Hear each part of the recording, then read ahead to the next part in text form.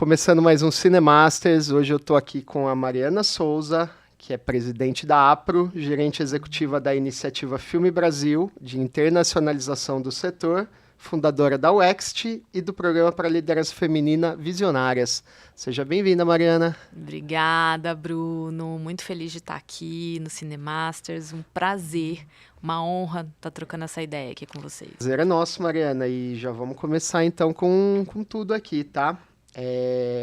Acho que, bom, recentemente a APRO tem sido responsável por dar a iniciativa de produzir o manual, né, que é um manual de boas práticas para o uso de inteligência artificial, né, nas produções. Conta para mim como que né, esse guia das boas práticas, qual que é o panorama geral, qual que foi o processo de construção, quem participou, quais que foram os maiores desafios?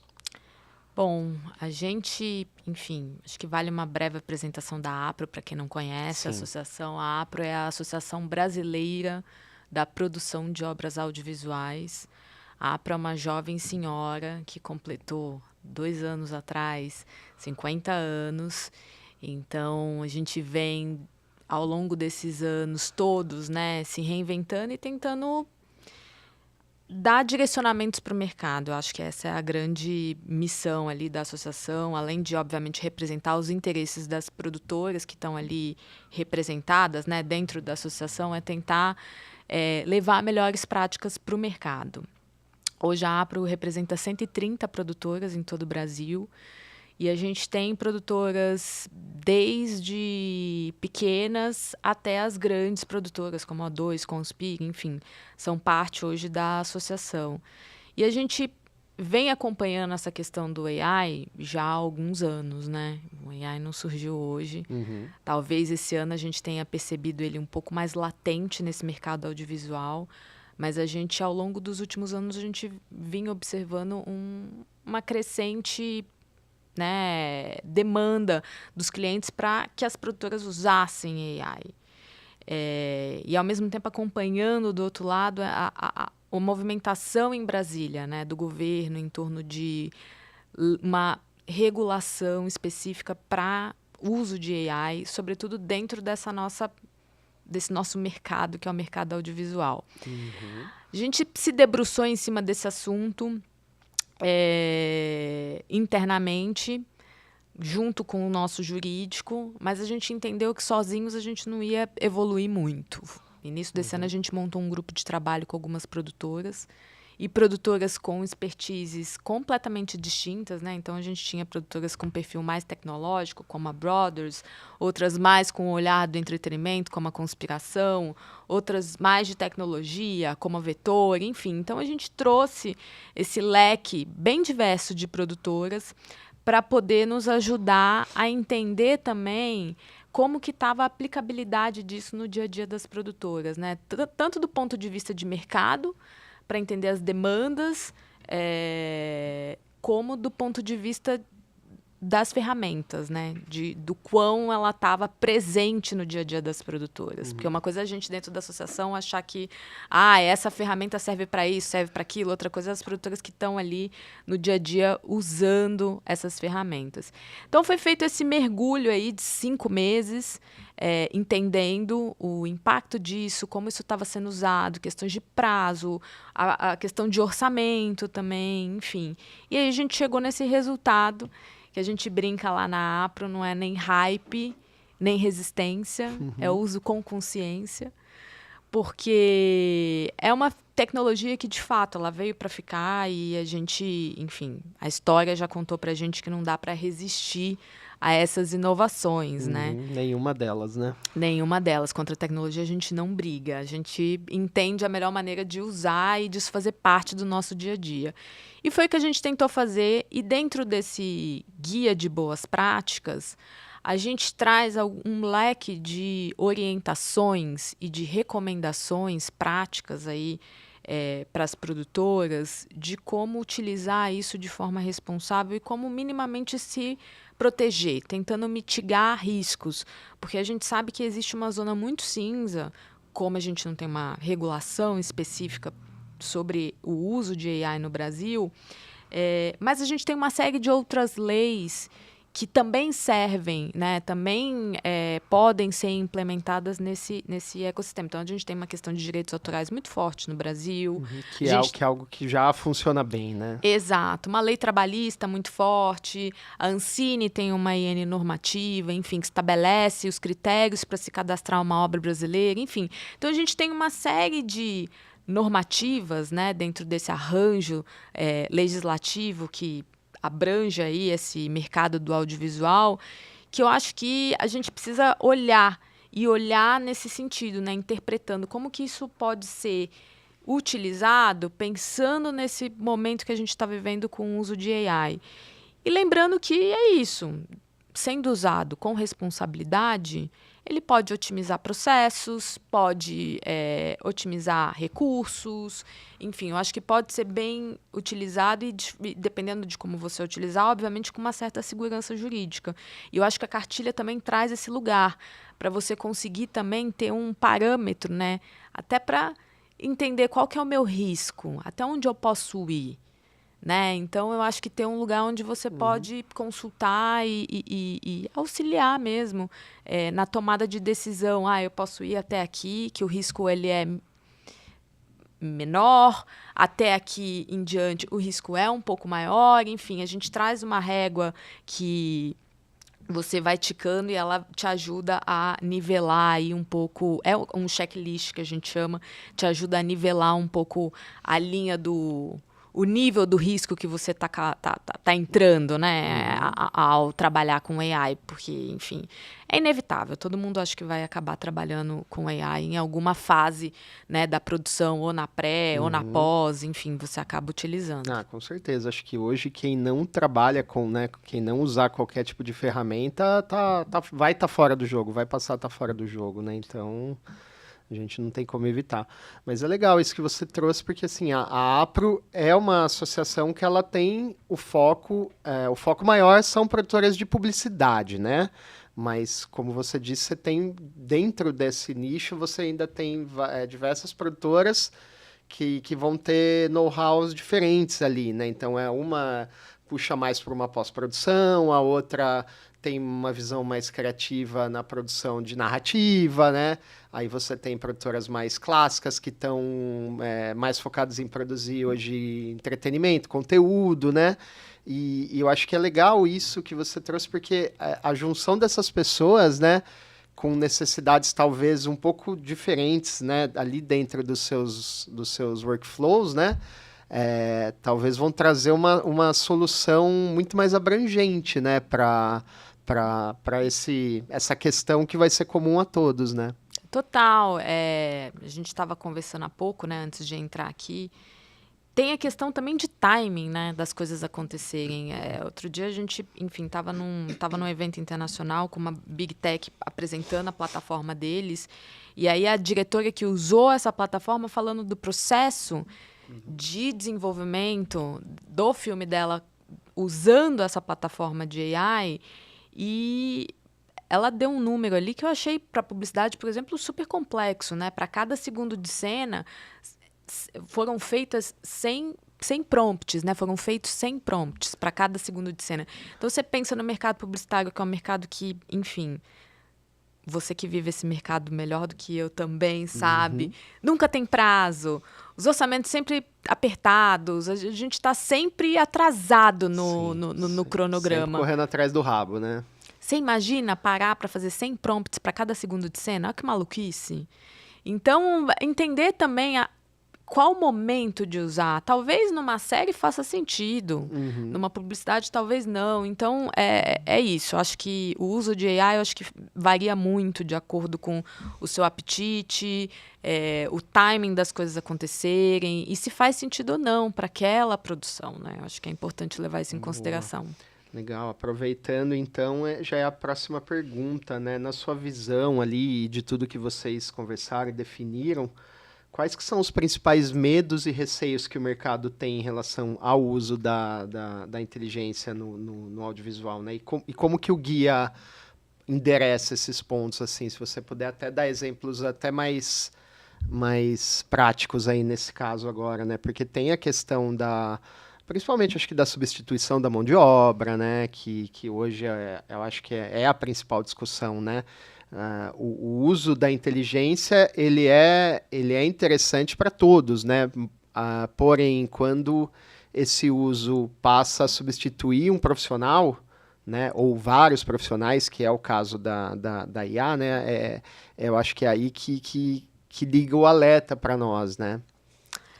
Eu acho que esse mercado ele vai passar por profundas transformações. Eu acho que a gente vem observando essas transformações. Enfim, a gente viu esse mercado passando pela transformação com a entrada dos influencers e dos creators, mudando um Perfeito. perfil, né, das produções que antigamente tinham um volume de recurso, de investimento muito maior. A gente vê que a grana ela está diminuindo para essas produções por uma questão simples e direta dos clientes. As produções, né, os filmes, eles hoje estão cada vez mais efêmeros, né?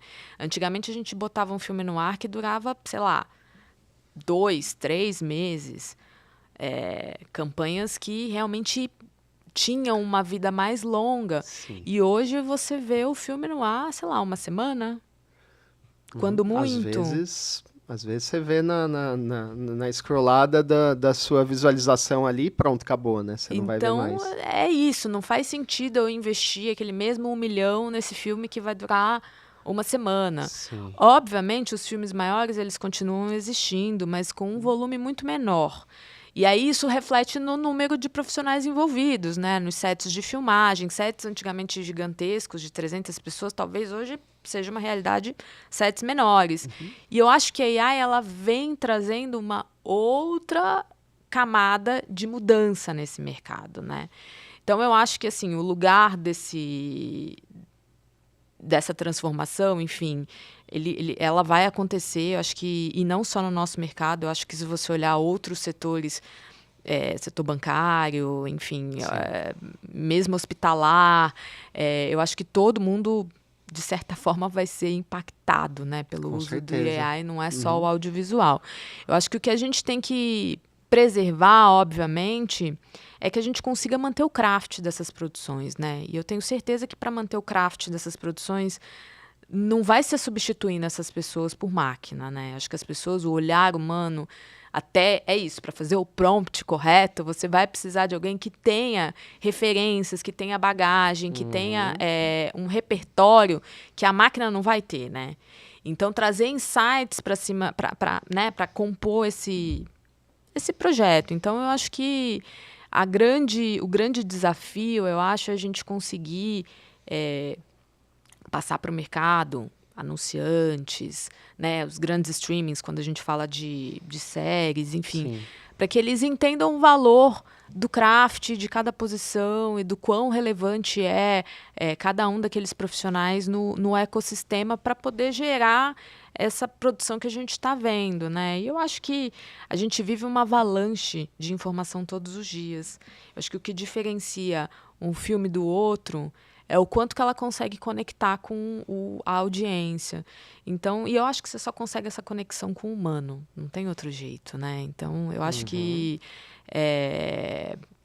eu acredito muito que a gente vai ver uma transformação grande, mas eu acho que do mesmo jeito que os vinis continuam aí e é um lugar de acolhimento de todo mundo, a gente ainda vai aos cinemas, né? E tem a experiência do cinema que é inconfundível. Eu acho que os filmes produzidos por humanos, enfim, eles vão ter um lugar importante dentro desse mercado que não vai ser substituído pelas máquinas. Enfim, essa é a minha leitura. Muito legal. Em relação também até o que a gente estava conversando antes também de entrar no episódio, um pouco em off, né? Que é a questão da legislação, né? Que é o que a gente comentou. As nossas leis, elas ainda não estão prontas também, e talvez elas não vão ficar prontas a tempo, né? De realmente garantir algum tipo de segurança, né? Antes dos reais impactos, né? Que a inteligência vai trazer, né? A gente até falou da questão de vale a pena mensurar o quanto de uso da IA é permitido em cada produção, né? Igual acontece hoje com o banco de imagem, né? Você pode ter tantos por cento de minutos ali de uso de banco numa produção, né? Você acha que a gente... Como que vai ser isso em relação às leis, a uma regulamentação? O que vocês têm discutido em relação a isso? Olha, a gente tem acompanhado, obviamente, não só no Brasil, né, mas fora também, como que os países estão se movimentando em torno disso. Boa, Então, porque é uma preocupação de todos, né? Não é exclusivo nosso, né? nossa, não tem uma resposta pronta em nenhum lugar do mundo, né? Você vê, a Europa saiu na frente com, né, uma lei um pouco mais protecionista, nesse sentido de olhar para o direito. Os Estados Unidos, em compensação, saiu com outro viés, muito voltado para mercado. Tipo, vamos deixar as empresas se consolidarem e criarem essa robustez para daí a gente pensar numa legislação específica. Sim. E o que acontece é que no Brasil a gente ainda não definiu a nossa linha de jogo. A gente vai atuar na defesa, na proteção dos direitos, como a Europa? Não, a gente vai ser um pouco mais agressivo com uma lei voltada para mercado. Vamos ser base de servidores dessas grandes plataformas, como a Argentina, por exemplo, conseguiu agora, né? A OpenAI é o servidor da OpenAI, vai ser a base argentina, enfim. Não sabia. Então, a gente ainda não entendeu como que o Brasil vai se posicionar nesse jogo. Então, eu acho que essa é a primeira reflexão da mesa. Né? E aí, a gente vem trazendo camadas, olhando para o mercado audiovisual, porque quando a gente fala de AI, de novo, eu volto a falar, não é só no mercado audiovisual. A gente tem uma série de outras questões super importantes, de fake news, deepfakes, enfim, uma série de outras questões ali envolvidas super urgentes e que ainda estão patinando. E a ferramenta acaba sendo audiovisual, né? Querendo ou não, só que para assim, para um outro intuito, né? Não com o intuito de entretenimento, né? Um intuito realmente negativo, de desinformação, né? Exato. Então, eu acho que, enfim, essas primeiras leis que a gente está vendo, elas são um pouco mais amplas, porque é isso, tem que dar uma resposta mais ampla nesse lugar, né? E aí, trazendo um pouco para a nossa realidade do audiovisual, é aquilo que eu estava comentando. No primeiro momento, o grupo de trabalho lá na APRO, quando sentou para começar a discutir, a gente já tem a receita pronta, né? A gente tem uma lei que fala sobre uso de stock shot, de banco de imagens estrangeiro, por que a gente não traz esse mesmo raciocínio para o AI?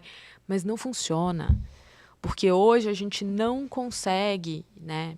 Talvez ainda consiga um pouquinho saber onde tem AI ou não, mas assim, a gente vê que no futuro muito próximo, a gente não vai ter mais essa linha cortando o que tem AI e o que não tem. A gente às vezes vai ter AI em toda a fase ali por trás das câmeras. Da pré-produção, no caso, e, né? Pós-produção, e que você não vai conseguir mapear que tem só 20%.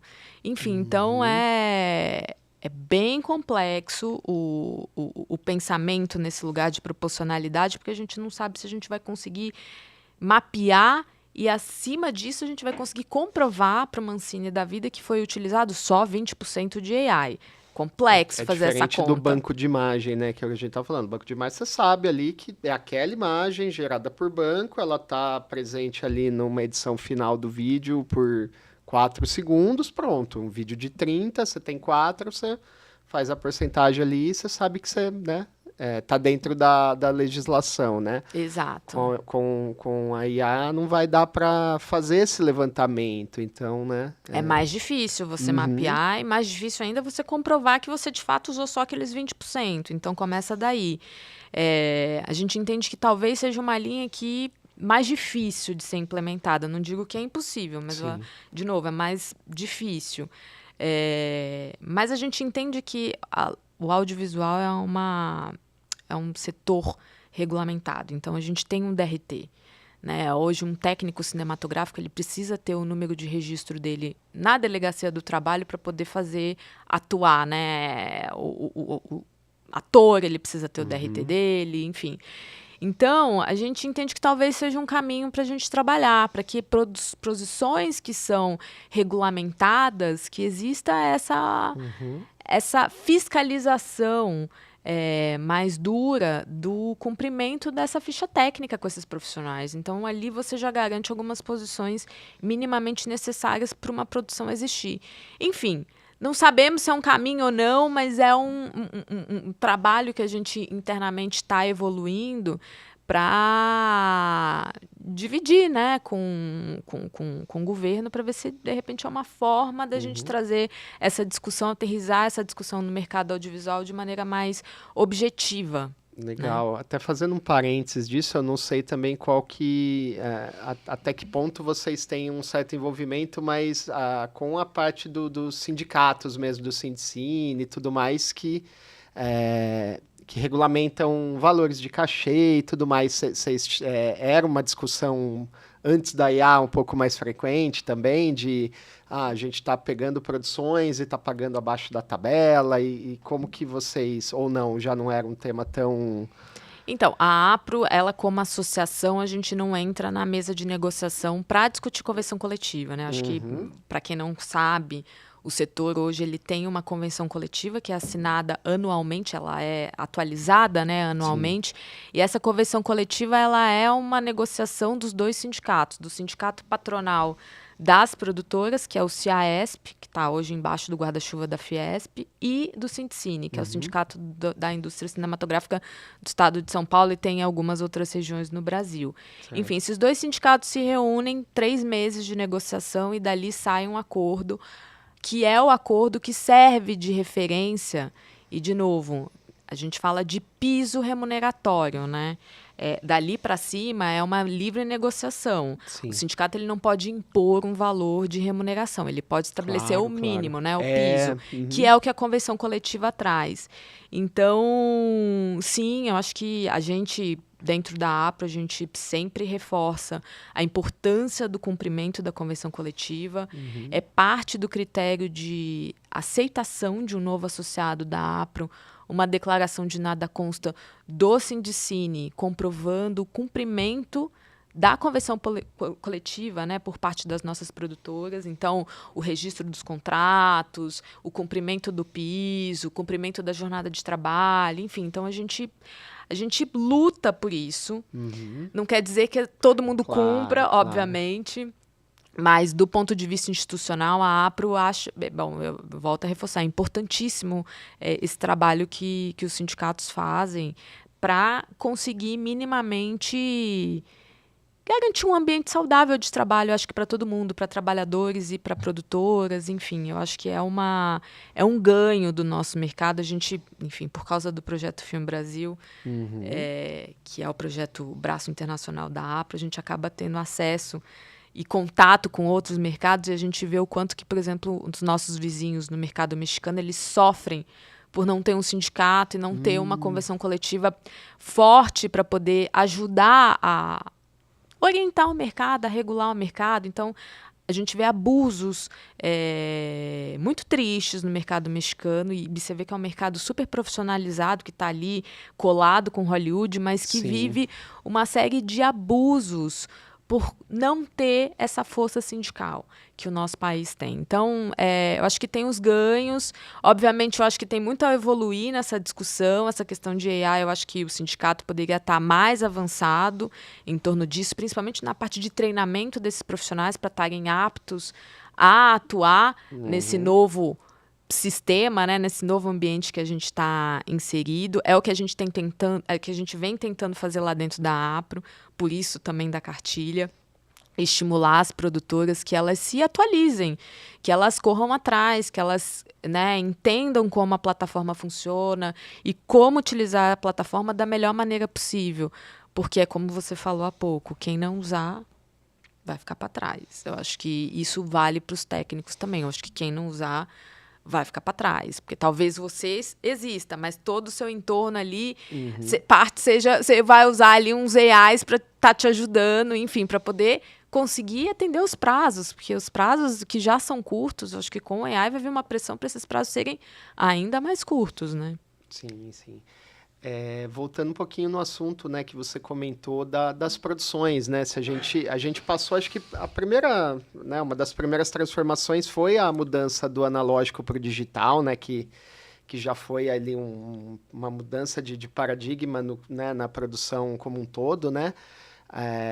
Depois veio essa questão, agora, né, a gente está enfrentando essa entrada também de produções voltadas para social mesmo, né, para content e tal, né, que ela também, né, usa um pouco do meio de trabalho, né, dos profissionais do audiovisual, mas também você teve a entrada de muito influenciador, né, de muitos profissionais que usam o audiovisual como ferramenta, né, então não necessariamente elas vieram, né, puramente ali do audiovisual, mas elas usam o audiovisual como ferramenta hoje para produzir os conteúdos, né? E agora a inteligência que também impacta um pouco mais tudo isso, né? E num período muito curto, né? Se a gente parar para pensar aí, há 15 anos atrás não tinha influenciadores da forma como a gente vê hoje, né? O que eu percebo é que assim, as empresas, né, que solicitam as produções de conteúdo, elas continuam com a verba, né? O dinheiro continua lá, só que antes a gente fazia o filme que você comentou, era uma campanha que ficava 2 meses no intervalo do Fantástico, né? Agora, essa mesma empresa está fazendo um filminho pequeno, né? Um filme grande, mas assim, bem menor, que é a peça principal. O resto da verba está indo para, sei lá, 10, 15, 20 influenciadores que estão fazendo microcampanhas em relação ao produto e tudo mais. Então, o dinheiro ele está muito mais dissipado, né, nisso tudo.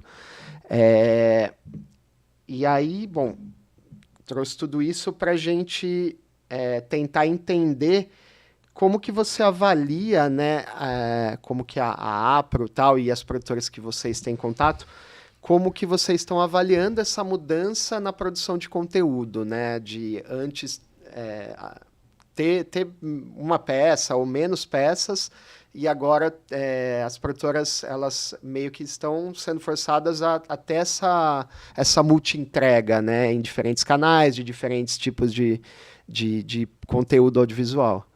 Eu acho que não existe mais a produtora que entrega um filme só para o cliente. Fato. Eu acho que seria sonho de consumo. Eu acho que o grande drama, eu acho que de todas as produtoras que hoje fazem parte da APRA, eu posso falar, assim, sem medo de errar, é a quantidade de entregas, entendeu? Às vezes um filme tem 200 versões. É uma loucura, assim, o que é.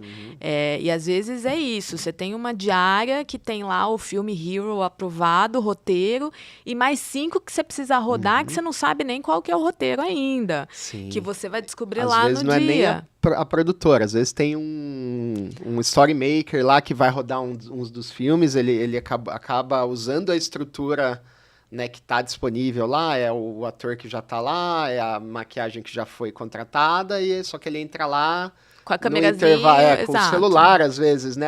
Sobrou 5 minutos aqui que tá trocando uma cena, peraí, deixa a luz ligada que eu preciso produzir um conteúdo, né?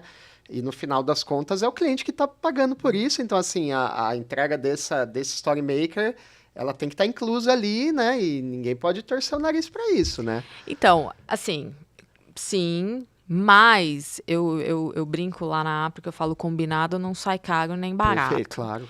Eu acho que o grande drama que a gente está vivendo e parte importante desse problema que a gente está vivendo é a falta de transparência nos processos. Perfeito. Porque é isso, o cliente, a agência, muitas vezes sabe que exato, ele vai lá, ele vai estar no set. Tá. Quem não sabe é a produtora, o diretor de fotografia que montou a luz. Isso ele só é avisado lá nos 45 do segundo tempo. Então, assim, eu acho que precisa ter o momento do mercado se unir para todo mundo trabalhar em prol, né, do do melhor trabalho possível para todo mundo. Acho que não dá para ter esse lado do eu vou fechar esse pacote com a produtora e daqui a pouco eu boto um videomaker lá para poder fazer a história acontecer e otimizo a minha diária. Não dá para ser assim mais, porque é isso. O sindicato ele me fiscaliza com o número de horas que eu vou trabalhando, né? Eu tenho o limite que a convenção coletiva estabelece.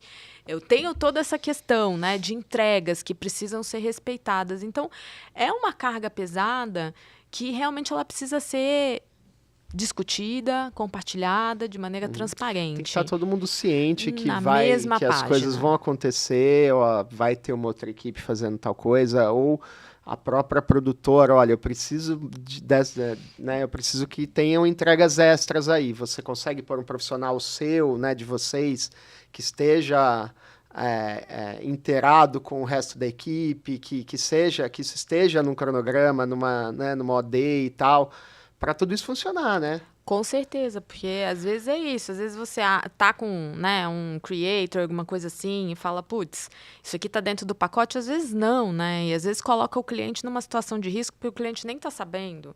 Então a gente passou por um caso recentemente lá dentro da Apro de um creator que pediu por 3 vezes a autorização para a prefeitura para usar um equipamento público. A prefeitura negou as 3 vezes o pedido do creator. O creator foi lá e fez anyway. E veiculou a campanha nos canais oficiais do cliente. Então, a agência sabia que não tinha autorização e o creator falou, bom, mas como é o creator, vai só para a internet, não precisa ter autorização. Quando, na realidade, precisa. Não importa se vai para a internet, se é o creator, se é uma produtora.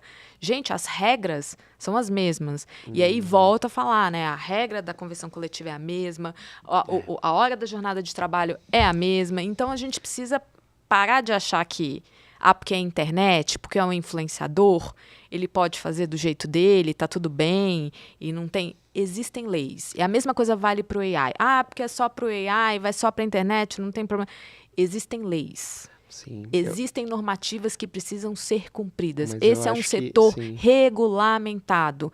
Se a gente quer o profissionalismo que a gente espera de todos os lados, e aí fala o cliente, a agência e tudo mais, a gente... E a valorização que a gente necessita, né? A gente tem que... Agir como, entendeu? Então, perfeito. Tem uma lei, tem prazos, tem processos. Eu acho que a gente precisa começar a olhar para isso e respeitar isso, né? Sim, mas acho que parte da resolução, da dificuldade em resolver o problema é, de fato, os materiais para a internet, né, para redes sociais e tal, porque é o que a galera fala, né, a internet é terra sem lei, né, teoricamente, ali, entre aspas, né, mas é isso que você está falando. É mais difícil, talvez, de regular isso, né, no caso de uma produção... Então, total, eu acho que é terra sem lei até que dê ruim. Então, nesse caso específico, que era um cliente grande visibilidade, a prefeitura pegou a campanha, enfim, aí processo e tal. Precisa disso? Não precisa, gente. Mas pagaram para ver, né? Com certeza, não fizeram sem ter um aval ali do tipo, olha, tentamos pedir, não deixaram, faz mesmo assim, né? Porque existe um pouco essa percepção, né? Do que, eu sou creator, vai só pra internet, tá tudo bem. Né? Não vai dar em nada, né? Não vai acontecer nada. Mas existem leis, entendeu? Sim, então, eu acho que o cliente ele precisa estar muito atento, né? Porque se fala tanto de compliance, essas grandes corporações, né? Então, o compliance ele não tem que existir da porta para fora também. Quando eu contrato um profissional, garantir que esse profissional ele esteja cumprindo as regras, né? O que existe de normativa nesse mercado. Então, acho que... Sim. E um cuidado do prestador de serviço de se resguardar de que estou cumprindo o que eu preciso cumprir para estar nesse mercado. E na minha opinião, o ideal é a gente trazer essa galera para dentro do jogo. Total. Né? Então, assim, não é que esse cara vai começar a atuar independentemente, igual acontece hoje. Não, vamos trazer esse cara para dentro da produtora, para dentro da produção, vamos agregar valor a esse profissional, né? Mas hoje o que acontece é que é tudo muito informal, tudo muito autônomo, né? Esse cara, ele vai, ele faz o material XYZ, ele cobra um valor, ele é dono do processo todo ali, né? Porque ele capta, ele edita, ele entrega, ele faz o atendimento, às vezes, direto com o cliente, ele tem uma entrega diferente da entrega contratada da produtora, e ele fica fora, às vezes, da agência, ele fica fora da produtora, né? E não tem a quem recorrer, né? Porque eu falo, parte importante do dia a dia lá da Apro é responder dúvidas das produtoras. Então, a gente tem hoje um jurídico interno nosso que trabalha e é uma demanda, assim, diária, inclusive final de semana, porque, né, esse universo de produção, vocês não têm hora, Sim, né? Qualquer hora, eu brinco, a gente não é médico, mas a gente atua como se fosse, com a diferença que a gente não salva a vida. Tem que estar de plantão, né? Tem que estar meio que... A gente só não salva vidas, o resto tudo a gente faz igual, vira à noite, é uma loucura. E lá na Apro também, a gente recebe dúvidas das produtoras diariamente. E eu acho que é normal, né, nesse ambiente que é cheio de variáveis que muitas vezes não estão no nosso controle, surgirem dúvidas. E eu sinto que esse mercado dos influenciadores e dos creators, de novo, não é má vontade, ou falta de informação mesmo, não, né? Certeza, De ter um ponto de contato. A gente está falando aqui não para depreciar nem nada disso, mas porque assim, é uma função que hoje assim, ela tem o seu local definido hoje na produção. Não adianta também falar que não. É algo que entrou para ficar, né? A sugestão, eu acho que vamos tentar profissionalizar isso, né? Deixar isso muito mais robusto, né? Com certeza. Eu tenho tentado me aproximar muito dos influencers, dos creators, porque eu acho que é um universo importante. Sim. E eu acho que a gente tem muito a agregar do ponto de vista de organização, processos, né? Certeza, então, eu acho que é um lugar onde... Acho que até o fato de fazer entender como que funciona o jogo, sabe? Que tem um cliente, esse cliente ele é atendido por uma agência, né? Geralmente, essa agência contrata uma produtora, essa agência vai passar a contratar o creator, influencer, né? Vai estar dentro de um briefing já definido, de uma campanha que já existe, vai tá tudo muito mais... coeso ali, né, do que simplesmente entrar uma pessoa de fora e produzir da forma que ela bem entende, né? Total. Não agrega tanto valor para o mercado dessa maneira. Total. Né? A gente está tentando fazer essa aproximação com esse mercado, tanto é que hoje a Play 9, que é uma produtora essencial, que nasceu com esse DNA, né, de atender esse mercado de influencers. Hoje é parte do conselho da Apro. Ah, que legal. Então, um pouco para tentar também trazer os desafios do lado de lá, né? Sim, e como é que a gente consegue contribuir. Eles vão sofrer com toda essa questão da inteligência também, assim como as produtoras maiores, né? Exato. Então, a gente tem tentado buscar essa aproximação. Vamos ver, né? Estamos aí, abertos. Sim. Eu estava até conversando com um amigo esses dias. São vários problemas que tudo isso traz, né? Porque, assim, a gente vem de um mercado consolidado, né? De uma publicidade, onde é o que você falou, tem uma tabela de valores para os profissionais.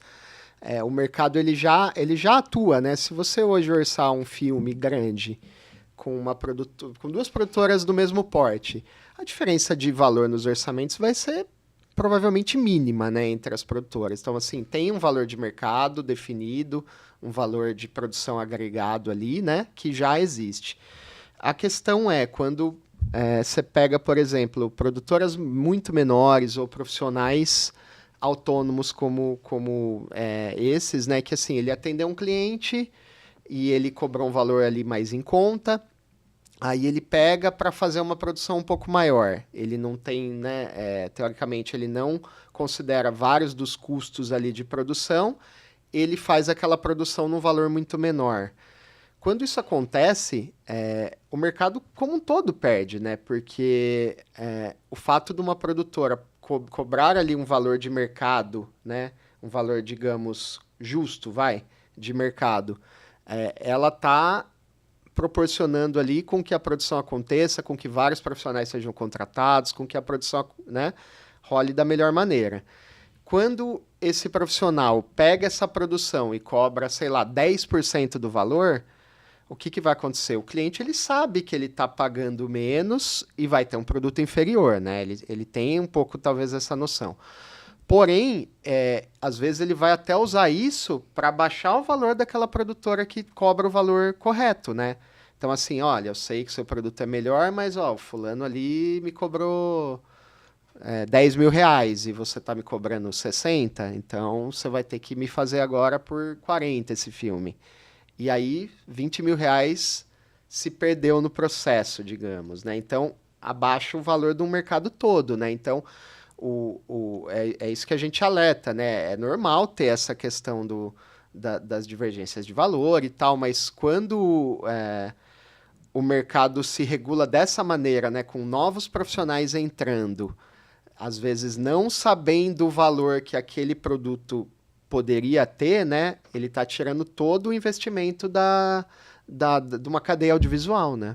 Não, total, Bruno. E aqui você está apegado nos valores de remuneração, eu entendo, porque é o lugar onde dói o bolso. Mas eu acho que tem uma série de outras questões de direito que esses creators, eles acabam sendo super... ficam numa situação quase abusiva junto com essas grandes corporações, por também desconhecimento. Perfeito. Questão de direitos autorais, os contratos com questão de prazo de pagamento, condições para cancelamento, Other Day, Contingency Day. Então, uma série de tempo questões... de veiculação do material, enfim. Série de questões ali de direitos adquiridos, de novo, por essas produtoras que estão aí há anos na luta, porque eu acho que é isso, né? Foi uma construção. A APRO hoje tem 50 anos e não é à toa, foi uma luta ao longo de todos esses anos, que eu acho que a questão da remuneração, sem dúvida nenhuma, ela é super importante. Você tá certa, tem várias outras Mas coisas, eu acho que né? tem outros ganhos desse mercado que foram conquistados ao longo dos anos e que esse universo dos creators acaba abrindo mão sem nem saber. Putz, isso aqui é meu direito, eu posso cobrar? Ou é assim que funciona? Enfim, então por isso que eu acho que cada vez mais é importante que essa troca ela aconteça, que seja transparente. Então, vai no set de uma produtora, viu que a agência não avisou, avisa você, entendeu? Então, eu acho que também tem que ter essa troca entre as empresas parceiras, né? Para que a gente consiga ter um mercado realmente robusto para todo mundo. Porque se um ganha, todo mundo ganha. Então, eu acho que é um pouco esse o espírito. Boa. Esse guia de boas práticas, né? Você acha que ele pode inspirar outros segmentos do audiovisual, como cinema, streaming, a própria TV? E se há planos de expandir esse diálogo para essas outras entidades, assim, de construir realmente um padrão, né, nacional, digamos? Então, esse guia, ele é um guia de orientações para obras audiovisuais. Então, ele foi feito, foi pensado, e, de novo, a Conspira, por exemplo, foi uma das produtoras que fez parte do grupo de trabalho e ela vive um universo essencialmente voltado para entretenimento. Então, ele foi pensado nesse universo um pouco mais amplo, né? Ali a gente fala de cibersegurança, que para quem trabalha com entretenimento é um ponto importantíssimo para se olhar. Enfim, então, eu acho que ele foi pensado de uma maneira mais ampla. Então, as produtoras que hoje, não atuo na publicidade, mas eu sou um influenciador, ou eu trabalho só com conteúdo, é uma referência. Que hoje, até então, a gente não tinha uma referência. E está aí à disposição para quem quiser acessar. Então, sugiro e recomendo que todo mundo baixe esse material, que todo mundo leia, consulte. Legal, importantíssimo. Porque traz, inclusive, orientações para o contrato de produção.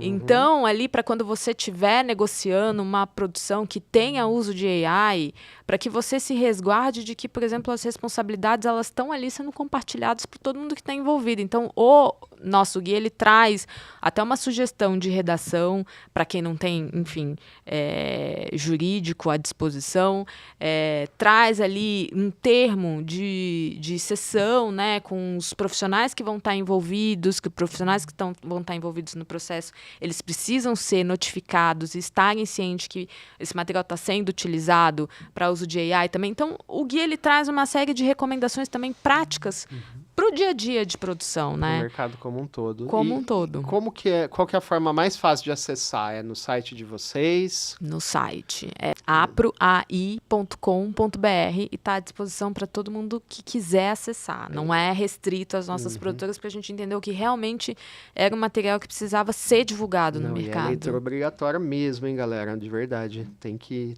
ler, tem que acompanhar. Quem é da área tem que estar, de fato, ciente dos direitos, né? Das obrigações. De tudo que está sendo conversado aí por quem mais entende disso no mercado hoje no Brasil, que, né, são vocês e as principais produtoras que são as associadas hoje, né?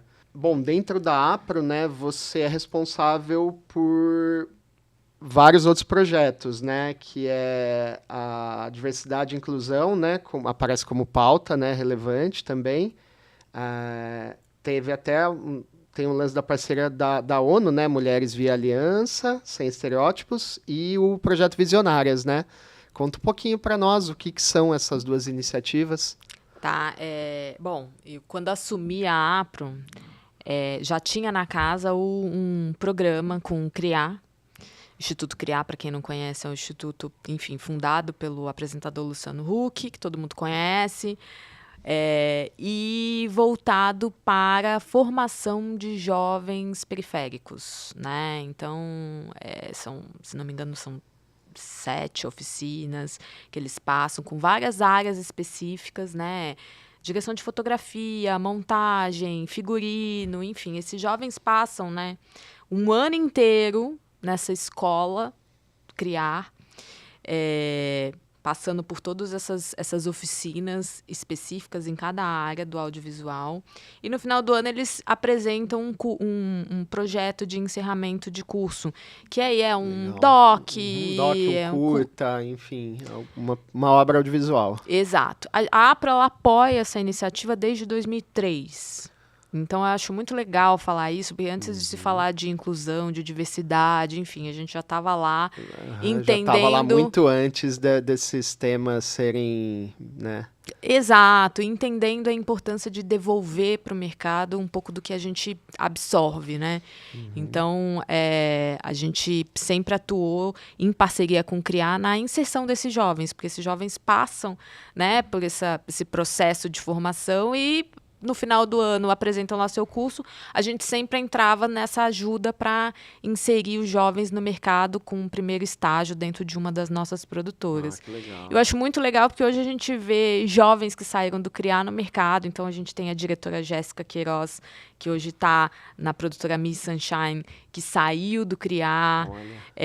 Tem uma outra produtora executiva, que é a Grace, que está na Delicatessen, produtora executiva lá, enfim. Então, tem alguns jovens que a gente vê aí... Gente que se formou nesse projeto e hoje tá nas cabeças aí, tá nas melhores produtoras e fazendo trabalhos enormes. Tá voando. Que legal. De 3 anos para cá, a gente entendeu que não adiantava só ajudar nessa inserção, que a gente precisava ajudar a curva dessas...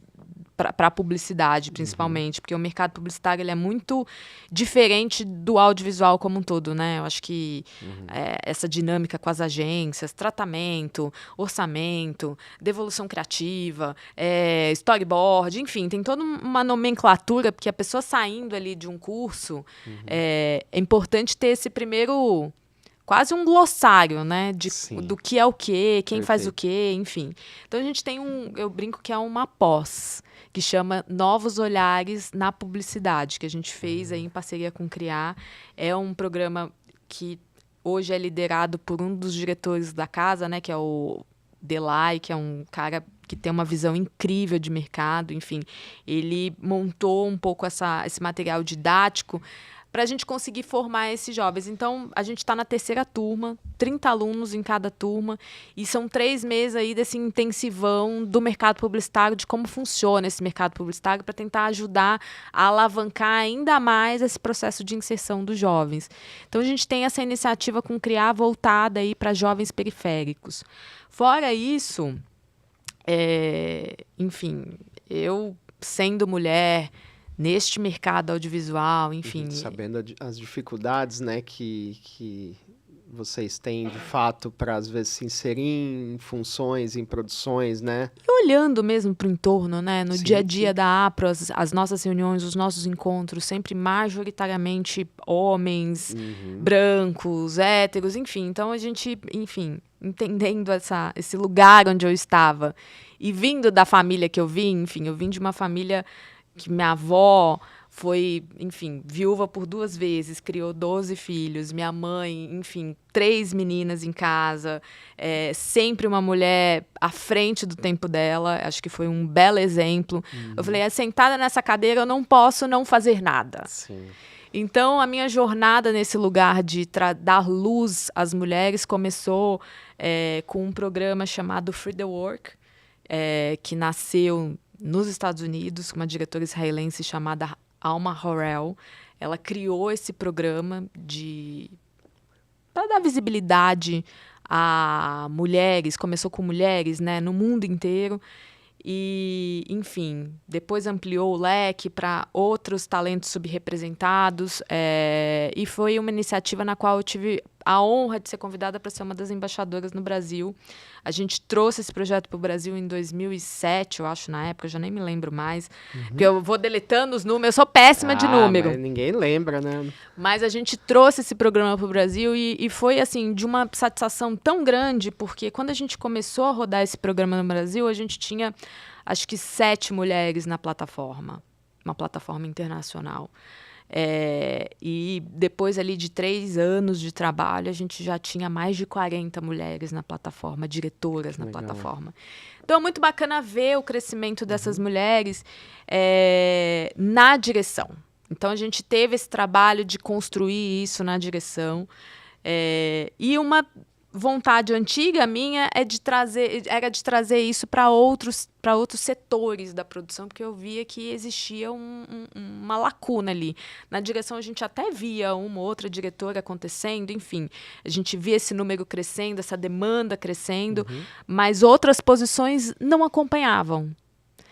E aí, isso era um incômodo muito grande. Eu, principalmente nessa cadeira de presidente da APRA, eu olhava para o meu entorno, dentro do conselho, o número de mulheres que tinham ali sócias de produtora. Eu falava, gente, para mudar isso, a gente precisa fomentar mais mulheres nessa posição da alta liderança. Eu quero as mulheres nessa posição de CEO também.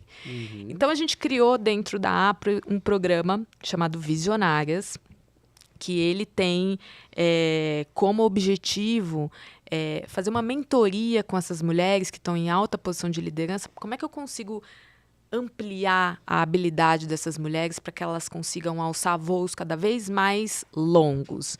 Então, eu sentei com a Candice Pome, que é uma colega querida, parceira de jornada nesse momento do Visionárias. A Candice, ela traz uma bagagem corporativa, né? Então ela já teve dentro de grandes clientes como Unilever, Kimberly-Clark, enfim, e ela traz esse olhar do negócio, e a gente montou um programa com alguns módulos para tentar treinar essas habilidades nessas mulheres. Então, desde educação financeira, até questão de saúde mental, até questão de, enfim, desenvolvimento pessoal mesmo, de como se portar, como falar, como se posicionar, enfim. Então, tem sido uma jornada muito legal. A gente, enfim, esse ano foi um ano piloto para rodar esse programa dentro da APRO. E a gente espera conseguir ampliar e trazer ainda mais mulheres para esse universo. Hoje eu acho que são 50 mulheres que a gente tem no grupo e estamos contando que a gente quer ampliar. E como que funciona, assim, vocês fazem uma entrevista, daí vocês selecionam essas mulheres para participar disso ou não? Quem quiser participar, entra, se inscreve, participa. Como que funciona na prática mesmo? Na prática, cada produtora hoje associada da APRA, ela pode indicar uma mulher nessa posição de alta liderança. Tá, então tem que vir das produtoras que estão associadas e aí elas, cada produtora indica, entendido. Essa mulher nessa posição de alta liderança, porque a gente entende que tem que trabalhar o topo da cadeia para que a Legal, gente legal. consiga trazer outras mulheres para estarem ali embaixo desse guarda-chuva. Então, é uma bom. iniciativa importante e que vem de encontro, né? Você mencionou o Aliança, vem de encontro com o trabalho que a gente fez junto com a Aliança, enfim, com o termo de cooperação técnica que a gente assinou com a ONU, que é exatamente...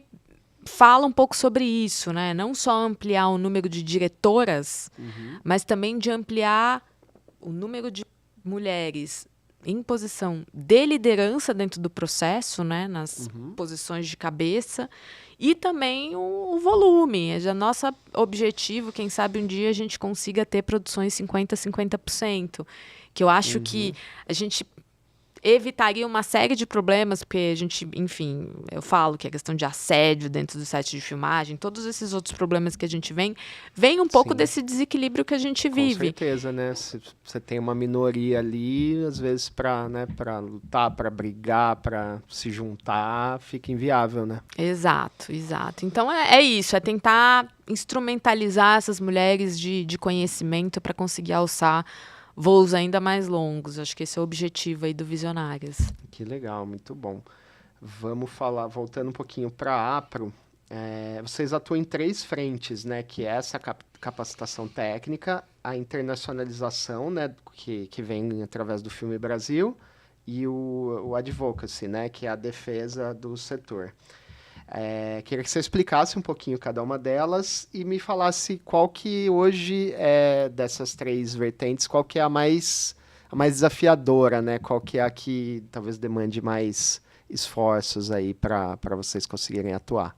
Essa aí é meu resumo em poucas palavras do que faz a APRO, né? Porque eu falo, toda vez que você fala, eu trabalho numa associação, as pessoas olham com aquela cara de interrogação, mas o que você faz exatamente? Porque a associação fica um negócio meio... repartição pública, né? Pode ser qualquer coisa. E aí eu gosto de ser muito didática, porque eu acho que ajuda a pessoa a visualizar o trabalho que é feito internamente. Então, a gente tem um trabalho muito focado na parte de capacitação e qualificação das produtoras. Então, esses cursos que a gente faz, a gente tem na APRO uma série de programas que a gente chama de APRO Talks, que é onde a gente reúne os associados para tratar de assuntos específicos. Então, esse último que a gente fez para lançar a cartilha, que foi o APRO Talks, de AI, uso de AI em produções audiovisuais, a gente teve o lançamento com os advogados e a gente teve também uma parceria com o pessoal da Human Academy, que é uma escola voltada para AI. Então, eles também passando ali um pouquinho dos insights, do conhecimento deles dentro das plataformas que estão aí disponíveis. Então, também a gente trazendo essa parte de qualificação para as produtoras, que é super importante.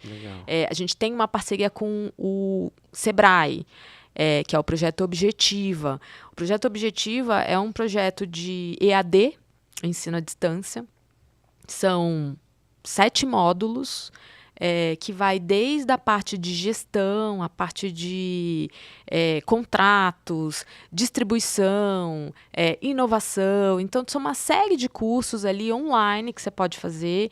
E é muito legal porque traz essa metodologia EAD, que é gamificada, enfim, bem dinâmica, para que você realmente absorva esse conhecimento, que eu acho muito legal.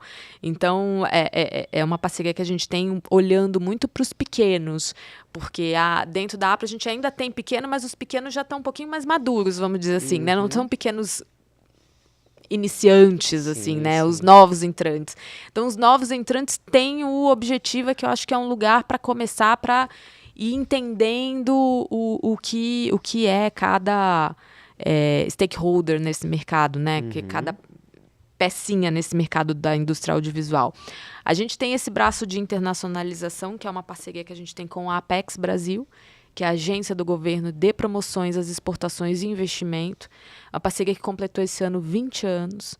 Ela nasceu basicamente de uma iniciativa das nossas produtoras, né, que entenderam que precisavam chegar em Cannes, e Cannes é tudo muito caro. Então, por que a gente não se junta como grupo para montar ali, alugar um barco, para a gente ter um QG do Brasil?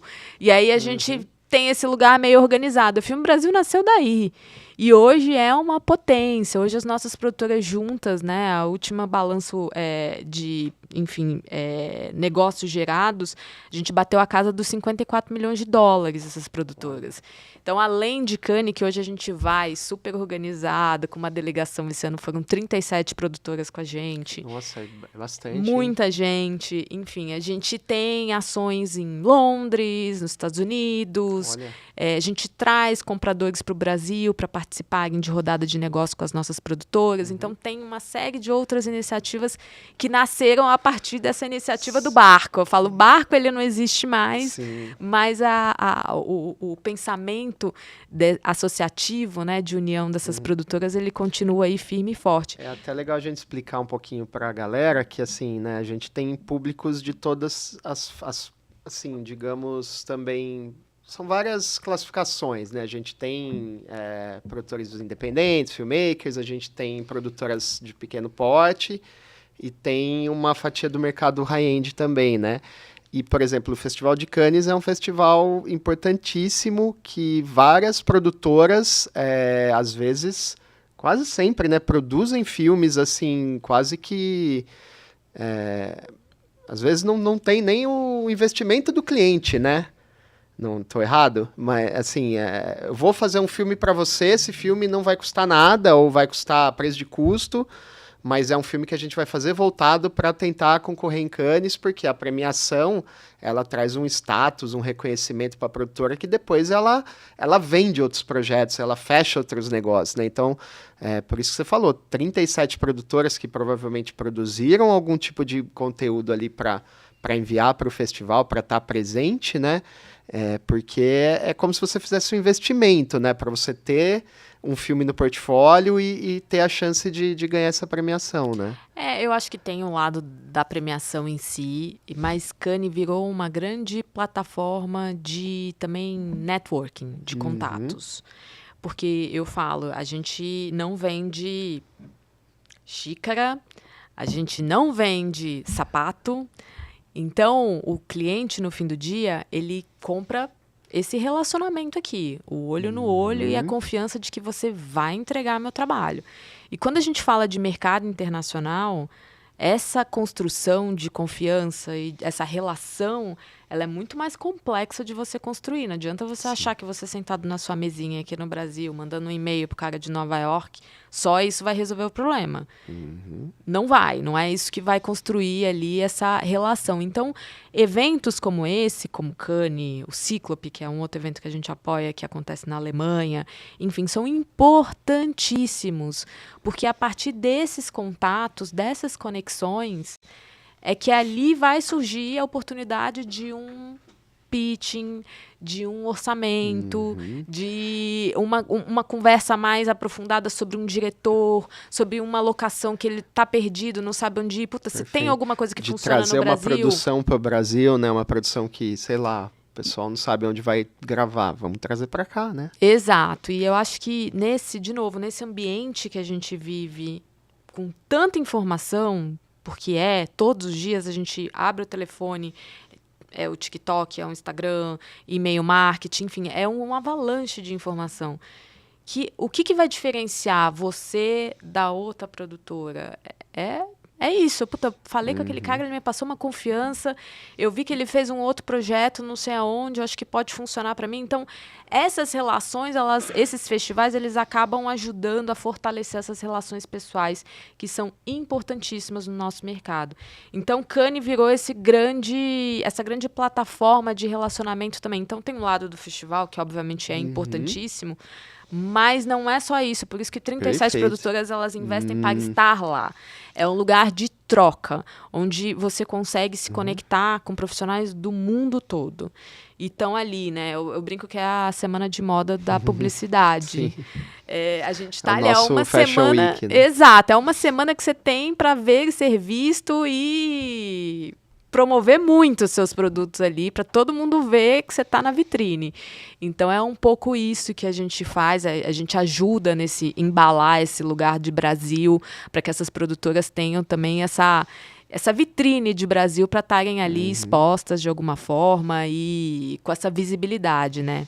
Boa, boa. E aí tem a terceira frente de vocês, que é, talvez, né, você falou que hoje é a mais desafiadora, digamos, né?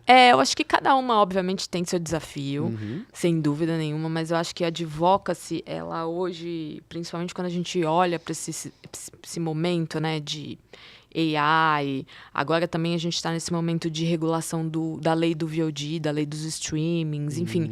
Então a gente está no momento de regulação de uma série de leis que, de novo, a tecnologia avançou, mas a lei demora um pouquinho para acompanhar. Sim. Então a gente tem essa série de questões aí que estão sendo discutidas agora, que a tecnologia já passou, já está lá na frente, mas que a gente precisa discutir, a gente precisa evoluir nisso. Então a gente está nesse momento muito crítico, com essas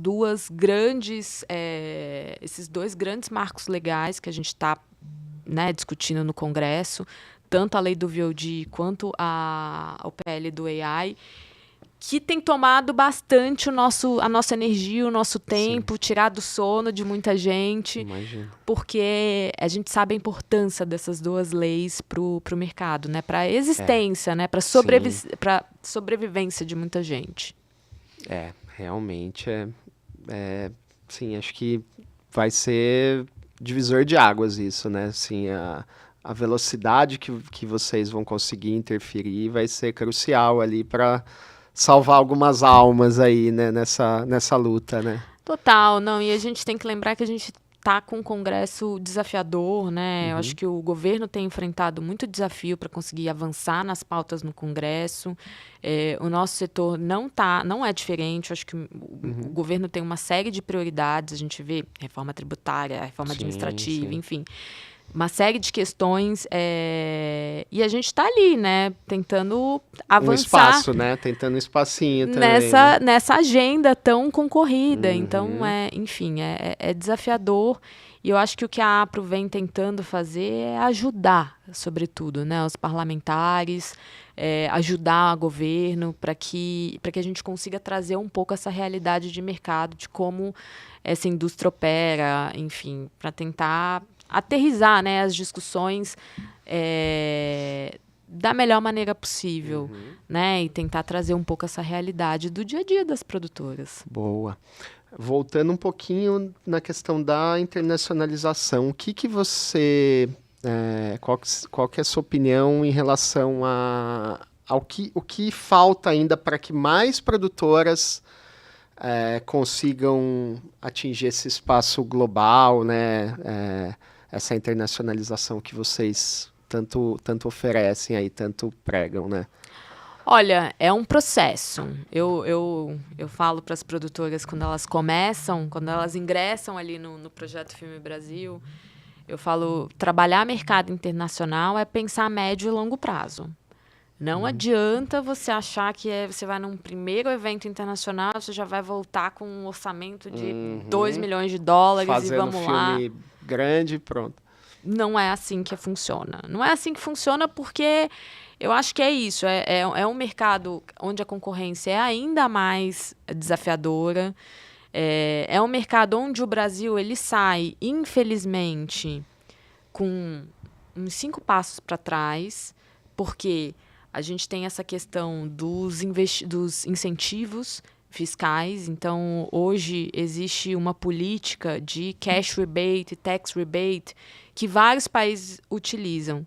Tipo, Mário, o que é isso? Por exemplo, Uruguai. Eu vou fazer uma produção publicitária hoje no Uruguai. Se eu gasto, e aqui eu tô dando um exemplo, claro. tá? Se eu gasto 300 mil no Uruguai, quer dizer, vamos dar um exemplo que vai ser mais fácil para fazer a conta depois. Se eu gasto 200 mil dólares no Uruguai, eu tenho hoje, com produção publicitária, tá? Um cash rebate de 20%. Eles então, te devolvem isso. Onde eu posso utilizar reinvestir no no meu filme, tá. ou ele já sai mais barato. 20%, ou seja, você gastou 200, é como se você ganhasse 40 mil dólares ainda para você reinvestir no filme e fazer qualquer coisa. Então eles já saem na frente. Quando eles sentam Claro. na frente de qualquer cliente internacional e falam, puta, eu tenho um cash rebate que inclusive é implementado na publicidade, eles já saem na frente. Com certeza. É Então, um diferencial para o cliente optar em gravar lá, dentro do Uruguai. Exato. Então, o Uruguai tem isso... E aí movimenta uma equipe de profissionais do Uruguai, né? Movimenta todo um mercado de tudo, né? Exato, isso é uma das questões, fora todo o resto, né? A questão de visto, a questão de, que a gente chama As que facilidades, né? Que... Exato, eles fazem parte, por exemplo, do ATA Carnet, que é um protocolo internacional onde a importação temporária de equipamentos ela é mais fácil. Então, por exemplo, eu consigo entrar com um carro para filmar no Uruguai com muito mais facilidade do que entrar com ele aqui no Brasil, porque eu não tenho esse... O Brasil hoje não faz parte desse protocolo. Fez muito tempo. No último governo Bolsonaro, a gente acabou saindo desse protocolo. E é uma pena, porque aí uma equipe de filmagem, por exemplo, estrangeira, que está trazendo lente, câmera, alguma coisa eventualmente que precisa que não tem aqui no Brasil. Tem que pagar imposto disso. Não, e a burocracia gigantesca. Hoje, né, a gente ter saído, né, desse protocolo é uma pena, porque antigamente era o equipamento tinha um passaporte, onde ele entrava nos 190 países que são signatários desse protocolo. 190, e a gente não. A gente não. Então tem uma série de questões ali que você vai juntando. O Brasil, a gente... Se você parar pra pensar, né? Quantos filmes a gente deixou de rodar aqui dentro por conta disso, né? Não, e ainda assim, eu falo, é uma curva que está em ascendência. Então não fiquem tristes, quem quiser trabalhar com o mercado internacional... O Brasil ele está num momento muito bom, porque bem ou mal os nossos profissionais hoje eles estão num lugar de muito reconhecimento fora, né? Você vê o Adriano Goldman, que é o diretor de fotografia do The Crown e ganhou não sei quantos BAFTAs. Você vê lá o Alex Gabassi, que é um diretor também incrível, que dirigiu The Crown, dirigiu Black Doves para o Netflix, gringo. Enfim, Senna, né? Que todos esses profissionais maravilhosos que participaram. Vários filmes que a gente está importando aí, fora né? o Oscar, que eu falei que é a cereja do bolo, né? Claro. Eu acho que... Ajudou muito nessa questão da visibilidade, do Oscar, né? Acho que dá visibilidade para essa indústria audiovisual brasileira. Então, a publicidade também não fica atrás. A gente tem uma safra de novos talentos aí que são super internacionais. Velas, Nogari, Ian e tantos outros, Alaska, enfim. Então, a gente tem uma leva de diretores que nascem com esse perfil super internacional, se bobear, trabalham mais fora do que aqui no Brasil, e acabam levando, né, todas essas possibilidades de trabalhar no Brasil. Então, a gente vive hoje um momento muito legal, assim, para o mercado internacional. A gente poderia estar melhor se a gente tivesse uma política de cash rebate, tax rebate, se a gente fizesse parte desse protocolo para importação temporária de equipamento, enfim. Se o nosso mercado, né, se o nosso cenário de proporcionasse políticas para esse mercado, ele ajudasse. Mas vamos mas, chegar assim, lá, né? Acho que vocês estão brigando por isso, estamos né? trabalhando para isso, mas Perfeito. é isso, ou um passo de cada vez, né? Eu acho que essa parte da equipe técnica é muito legal ver que a gente tem hoje uma equipe técnica super qualificada e reconhecida, né, internacionalmente. Cara, são muitas frentes, né, para atuar, né? É complicado, né? É muita coisa para ir atrás, né? E eu acho muito engraçado, porque às vezes as pessoas olham, mas você trabalha só na Apro? Né? Eu falo, deixa eu te contar um pouquinho do meu dia a dia, que é intenso. Assiste esse podcast aqui só para ver tudo que vocês estão brigando e lutando para conseguir, né? Não, o dia a dia é bem... E hoje é isso, né? Acho que eu tava te contando na parte offline aqui um pouco. Eu fui contratada há 5 anos atrás para assumir esse cargo, né, como presidente executiva da Apro, exatamente porque reconheceram ali, né, os membros do nosso conselho, que são sócios de produtoras, que existia uma demanda de trabalho e uma demanda para ter uma pessoa dedicada a isso, né? Então, hoje a gente tem... Eu estou 100% dedicada a isso, a gente tem o nosso jurídico, a gente tem uma pessoa que cuida da parte administrativa. Então, hoje a APRO tem um time de profissionais dedicados, 100% dedicados a manter essa operação rodando, né? Porque realmente é bastante frente. Que legal. E é o que você falou, né? Você não é uma pessoa da... Né? Agora você é, né? Mas você não veio do audiovisual, né? Da área audiovisual. E acho que essas skills que você tem que realmente fazem com que você consiga desempenhar esse papel com tanta maestria, né? Que é a questão das relações internacionais e a gestão de negócios, né? Que você tem, né? De realmente lidar com pessoas, não precisando entrar tecnicamente em nenhuma ponta da informação ali, né? Eu brinco que eu sou uma apaixonada meio mais racional, né? Então, eu amo esse mercado, enfim, sou uma completa apaixonada por esse mercado do audiovisual mesmo, mas eu consigo ter um olhar um pouco mais distante, às vezes, dos problemas, porque quando você está ali no dia a dia, você fica meio cego ali, né? Não vê o próximo passo. Então, acho que pelo fato de eu nunca ter vivenciado um set de filmagem trabalhando, só vivenciei como turista, consigo ter uma distância ali do que acho que permitiu ajudar eu colaborar.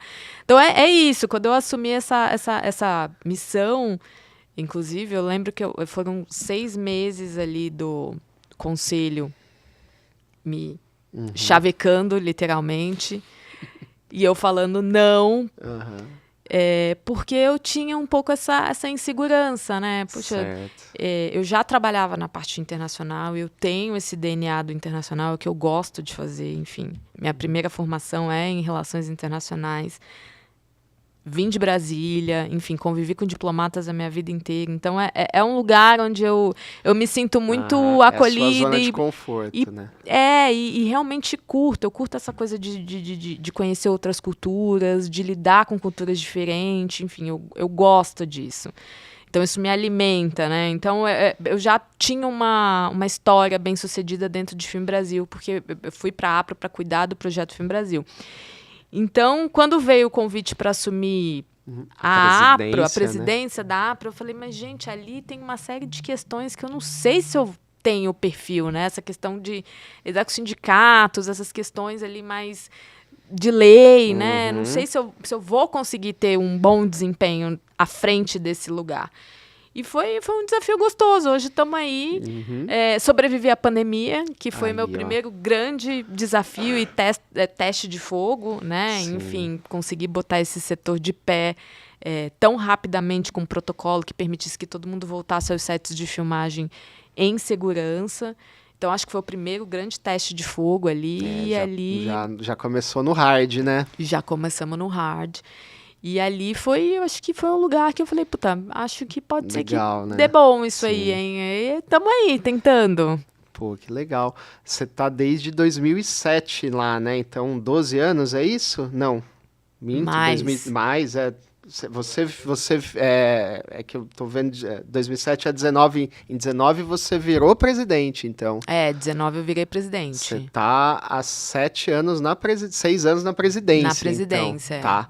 O que você notou de diferença de 2007 até agora, quando você, né, até o momento atual? O que mudou dentro da APRO? Quais foram as evoluções que você atribui aí? Putz, mudou tanta coisa, Bruno. Acho que esse é o legal, né? Que esse mercado ele vai passando por transformações, mudou tanta coisa.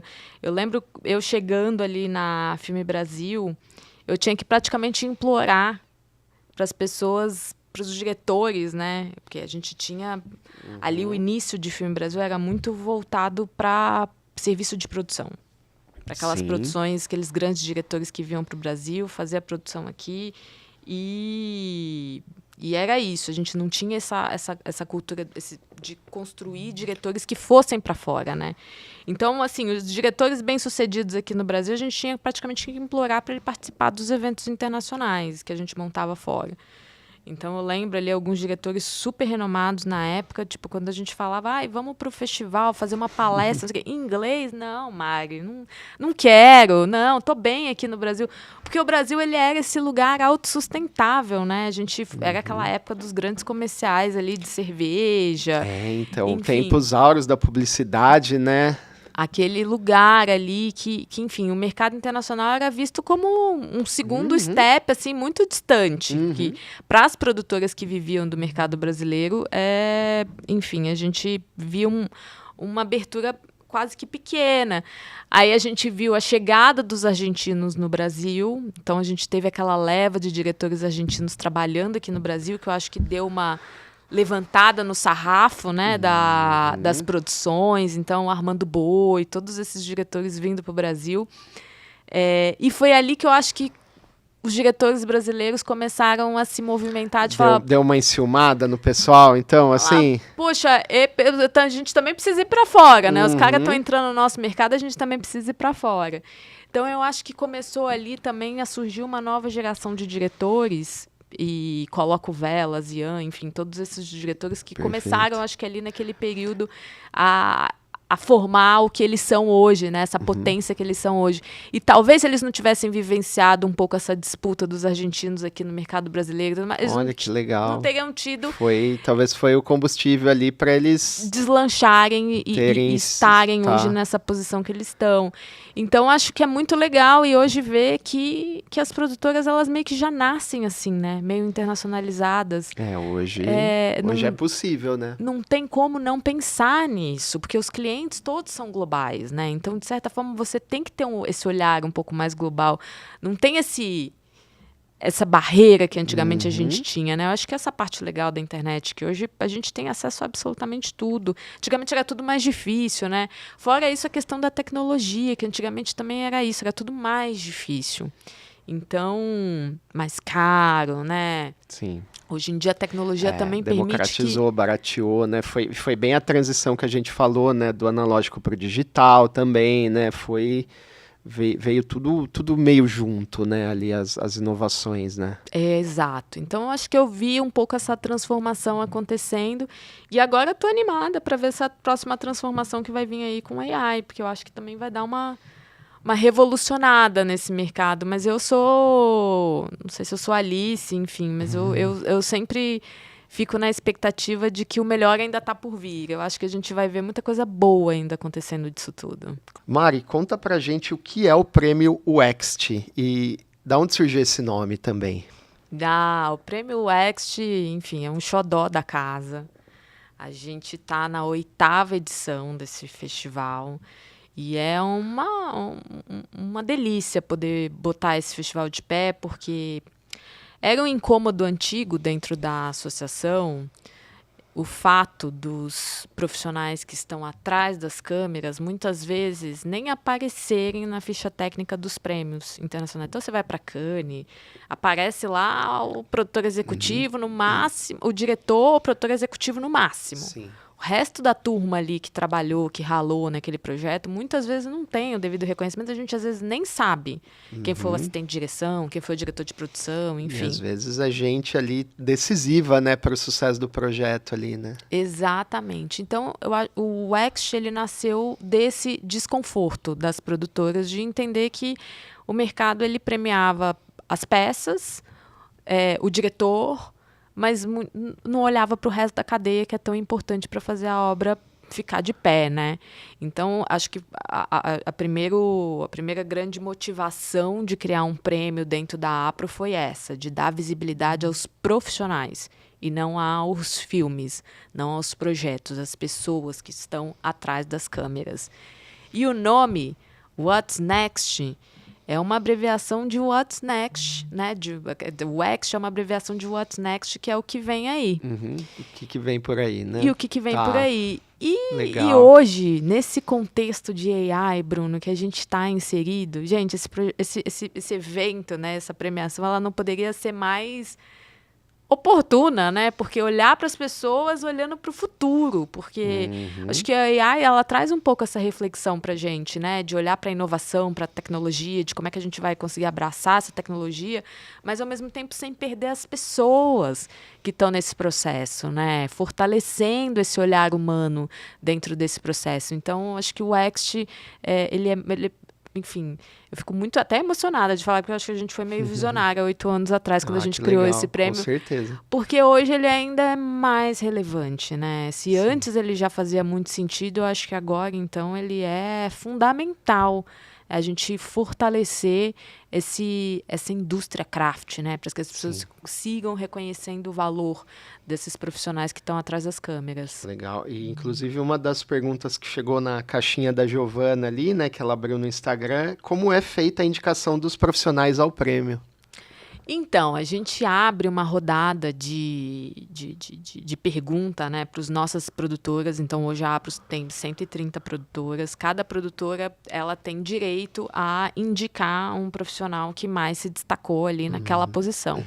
Então, enfim, basicamente esse é o processo, né, dos profissionais que são freelance. Então, tem uma primeira leva de finalistas que...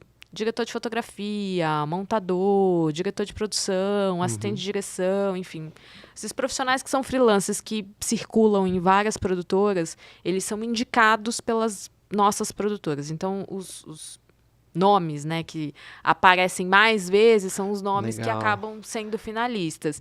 E as categorias direção, produtor executivo, produtor de áudio, eu acho que são essas três, que são... O que acontece com essas posições? Eles são sócios das produtoras. No muitas geral, vezes. Sim. Então, se a gente fosse abrir para as produtoras nomearem quais seriam os diretores... Ia ficar meio Piratas do Caribe, né? A gente não ia conseguir ter essa amostragem do que é mais relevante para o mercado, ou o que se destacou no mercado, diferente dos profissionais que são freelancers que a gente consegue ter. Então, a gente desenvolveu um sistema de pontuação para esses profissionais. Então, as peças que são... Cada finalista daquele grupo dos freelancers, eles mandam 3 trabalhos que melhor representam ele naquele ano. Então, cada um dos profissionais escolhe 3 projetos que melhor representa ele no ano. Então, você, diretor de fotografia, manda 3 projetos seus que você acha que são fortes, são importantes. Esses projetos, eles somam pontos para o diretor, para o produtor executivo e para a produtora de áudio, para o produtor de áudio, né? Então, o diretor, o produtor executivo e o produtor de áudio que somou mais pontos dentro de todos esses projetos que foram indicados pelos finalistas freelancers, eles são automaticamente finalistas. Então, ao contrário, são os freelancers que votam no pessoal. Melhores. Que legal. É um jeito E é um jeito de todo mundo participar, né? Da votação também, né? E eu acho que é um jeito mais democrático no fim do dia, né? Porque é isso, não é o amigo do amigo indicando, né? Eu acho que é um jeito mais legal e, enfim, é uma premiação muito bacana. E só de estar participando, né, não precisa às vezes, ganhar e tal, só de ser indicado ali já é muito interessante, né? Isso é muito legal você falar, porque esse é o clima da premiação. Enfim, você ainda não teve lá, você me prometeu que você vai lá esse ano. Não, a gente vai estar lá, e com o Cinemasters, hein, ó, promessa feita aqui. E você depois vai me contar, depois da premiação, porque o clima da premiação é muito legal, é um clima de final de set, de filmagem, aquele clima de celebração. Então, todo mundo que é chamado, que é falado, as pessoas aplaudem, as pessoas estão ali felizes. Porque eu acho que é um pouco esse o espírito, né? Eu acho que sentimento, né? O fato de estar ali, o fato de ter sido lembrado, né? Eu acho que já é um mérito, né? Já é uma conquista muito grande. Obviamente, todo mundo quer levar o prêmio para casa, sim, todo mundo quer. Mas eu acho que no fim do dia a intenção é essa, né? Reunir todo mundo para mostrar, principalmente para os clientes e para as agências, a importância dessa indústria, né? A potência dessa indústria. Esse ano, pela primeira vez, a gente vai ter uma menção honrosa a um stakeholder do mercado, então pode ser um profissional de agência ou cliente, então a gente vai estar homenageando algum desses. Então vai ser super interessante ver quem que vai ser lá o grande vencedor da noite. Porque a gente entendeu que também tinha que ampliar um pouco essa bolha para as pessoas que apoiam e que fortalecem, que cumprem melhores práticas. Acho que essas pessoas, esses nomes, eles precisam ser ditos e precisam ser reconhecidos também.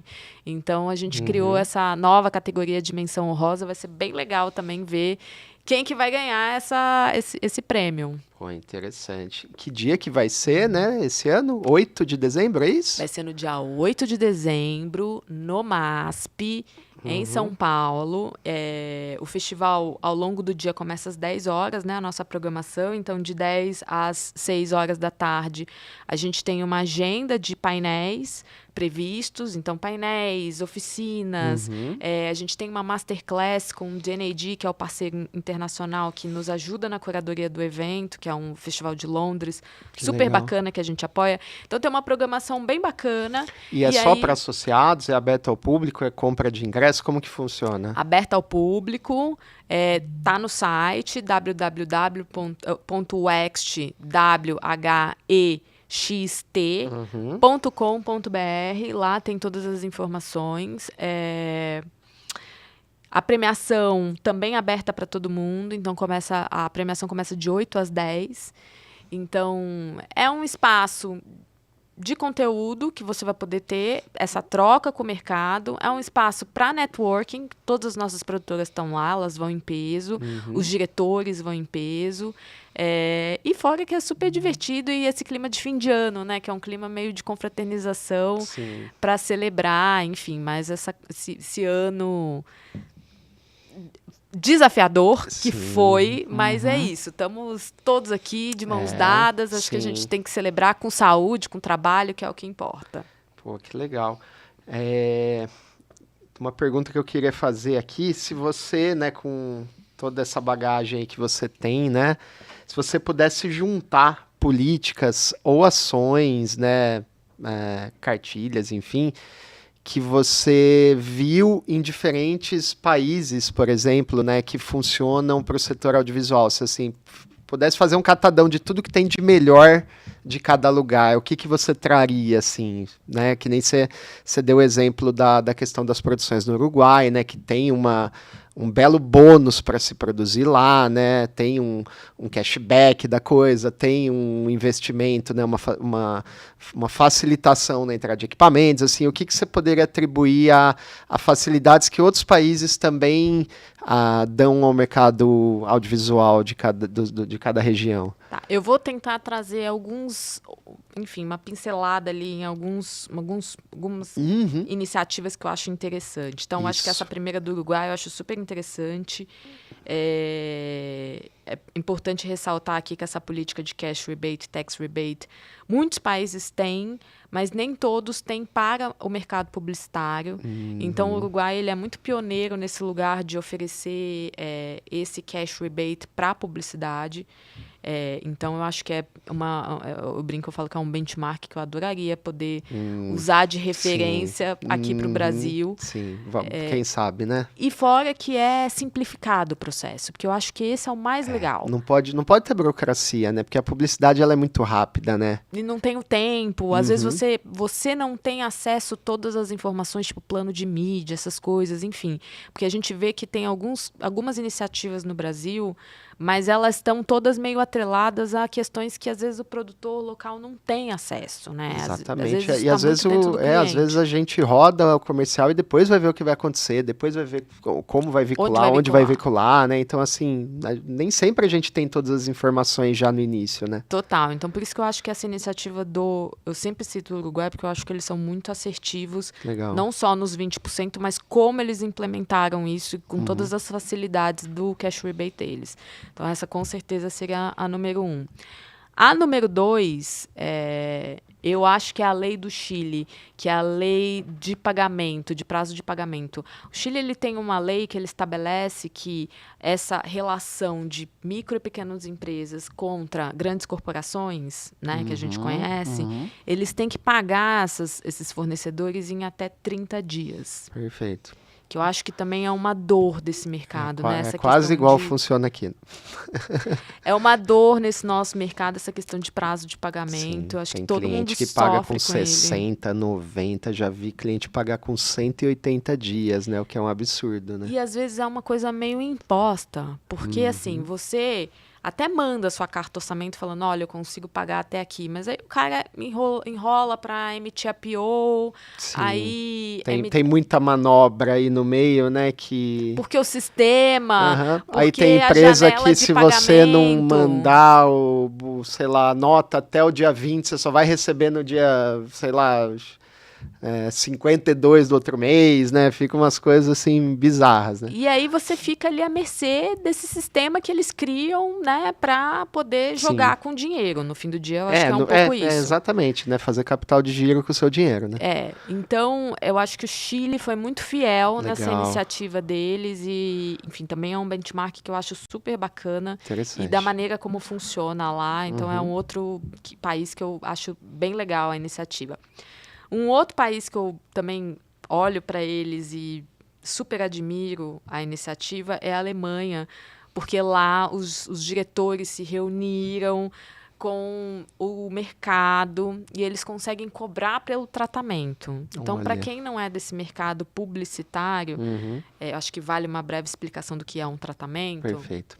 A produtora, quando ela participa de uma concorrência, ela, além de mandar o orçamento de quanto vai custar aquele filme, ela manda uma devolução criativa do diretor. O diretor ele faz ali um primeiro desenho de como ele enxerga aquele roteiro, que muitas vezes é uma página escrita, e ele destrincha aquilo ali, como ele entende a fotografia, direção de arte, já indicações ali de locações, de elenco. Ou seja, ele trabalha pra caramba e sem ter o filme contratado, né? Sem ter nada, e muitas vezes não tem nem prazo. Muitas vezes ele faz isso, sei lá, em 1 dia, 2 dias. Às vezes recebe um pedido na sexta-feira para mandar na segunda e tem que trabalhar final de semana, enfim.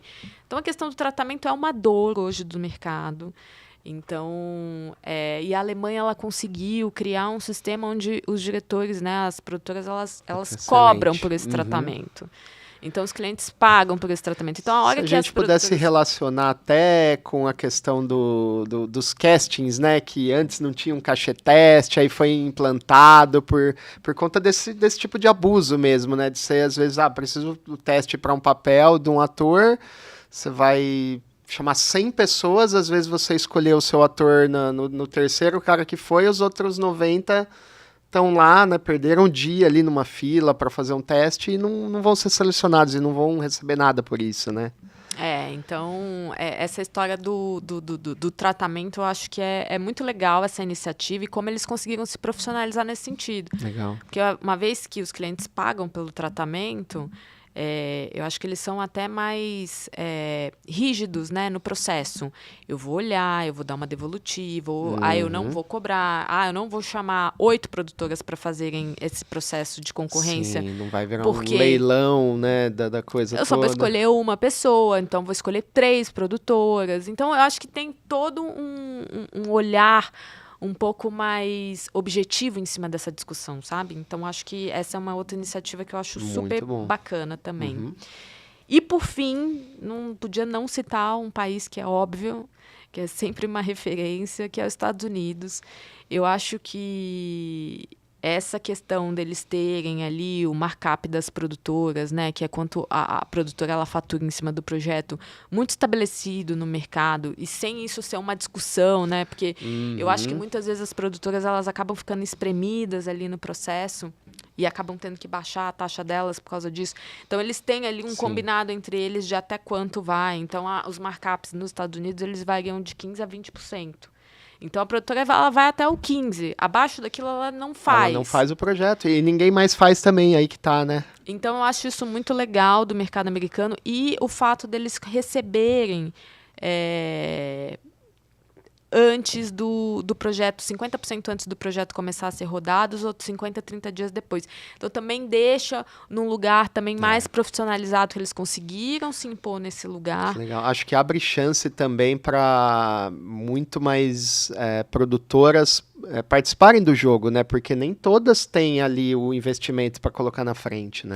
Total, e eu acho que a gente fez um estudo internamente na APRO para entender essa questão do fluxo de caixa de uma produção. A gente contratou um instituto de pesquisa para entender como funciona.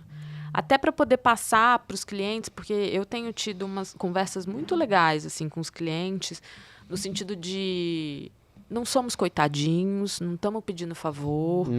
Acho que a gente tem que trazer clareza nas discussões que a gente, enfim, coloca na mesa para a gente conseguir evoluir. Com certeza. Do porquê que está sendo pedido isso, do porquê que a gente não acha que é a maneira correta, essa maneira de, enfim, que está sendo imposta. Então, a gente fez esse estudo para entender o fluxo de caixa de uma produção. E é muito maluco que só 20% do fluxo de caixa de uma produção, os 20% finais ali, que parte é lucro, parte imposto, enfim, tem aquele combinado ali que fica para o final, mas é o que a produtora recebe em 60 dias. Porque os 80% que vieram antes, ela gasta tudo ali. 30 dias depois da produção, ela precisa estar pagando. E hoje as produtoras, em sua maioria, recebem em 60 dias. Então, assim, é muito maluco, né, perceber esse fluxo de caixa das produções. E, realmente, dependendo do tamanho da produtora, dependendo do tamanho da produção, eventualmente uma produtora pode quebrar, pode. Com certeza, se demora 30 dias a mais, 60 dias a mais do que você estava esperando, né? Seja por qualquer razão aí de manobra, de manipulação, você quebra a empresa, Exato. Com certeza. Então, é uma eu falo, é só para quem é apaixonado mesmo, porque é uma atividade de altíssimo risco. Nossa, mas que legal essas informações que você trouxe aí, porque, meu, é a dor de muita gente e tem muita gente também que não tem a mínima noção da realidade de estar num game desse nível, né? Então, só para, né, vocês verem que não é brincadeira não, né? Não é. Quando você chega numa fatia de projetos ali, é bem desafiador. Falar de um filme que nem é um filme de high ticket aí, um filme de, sei lá, 500 mil reais, 800 mil reais. Tá nem perto, às vezes, de produções de 1,5 milha, 2 milhas, né? Mas imagina você ter que pôr esse dinheiro na frente para depois receber 20% disso, ter que pagar tudo, né?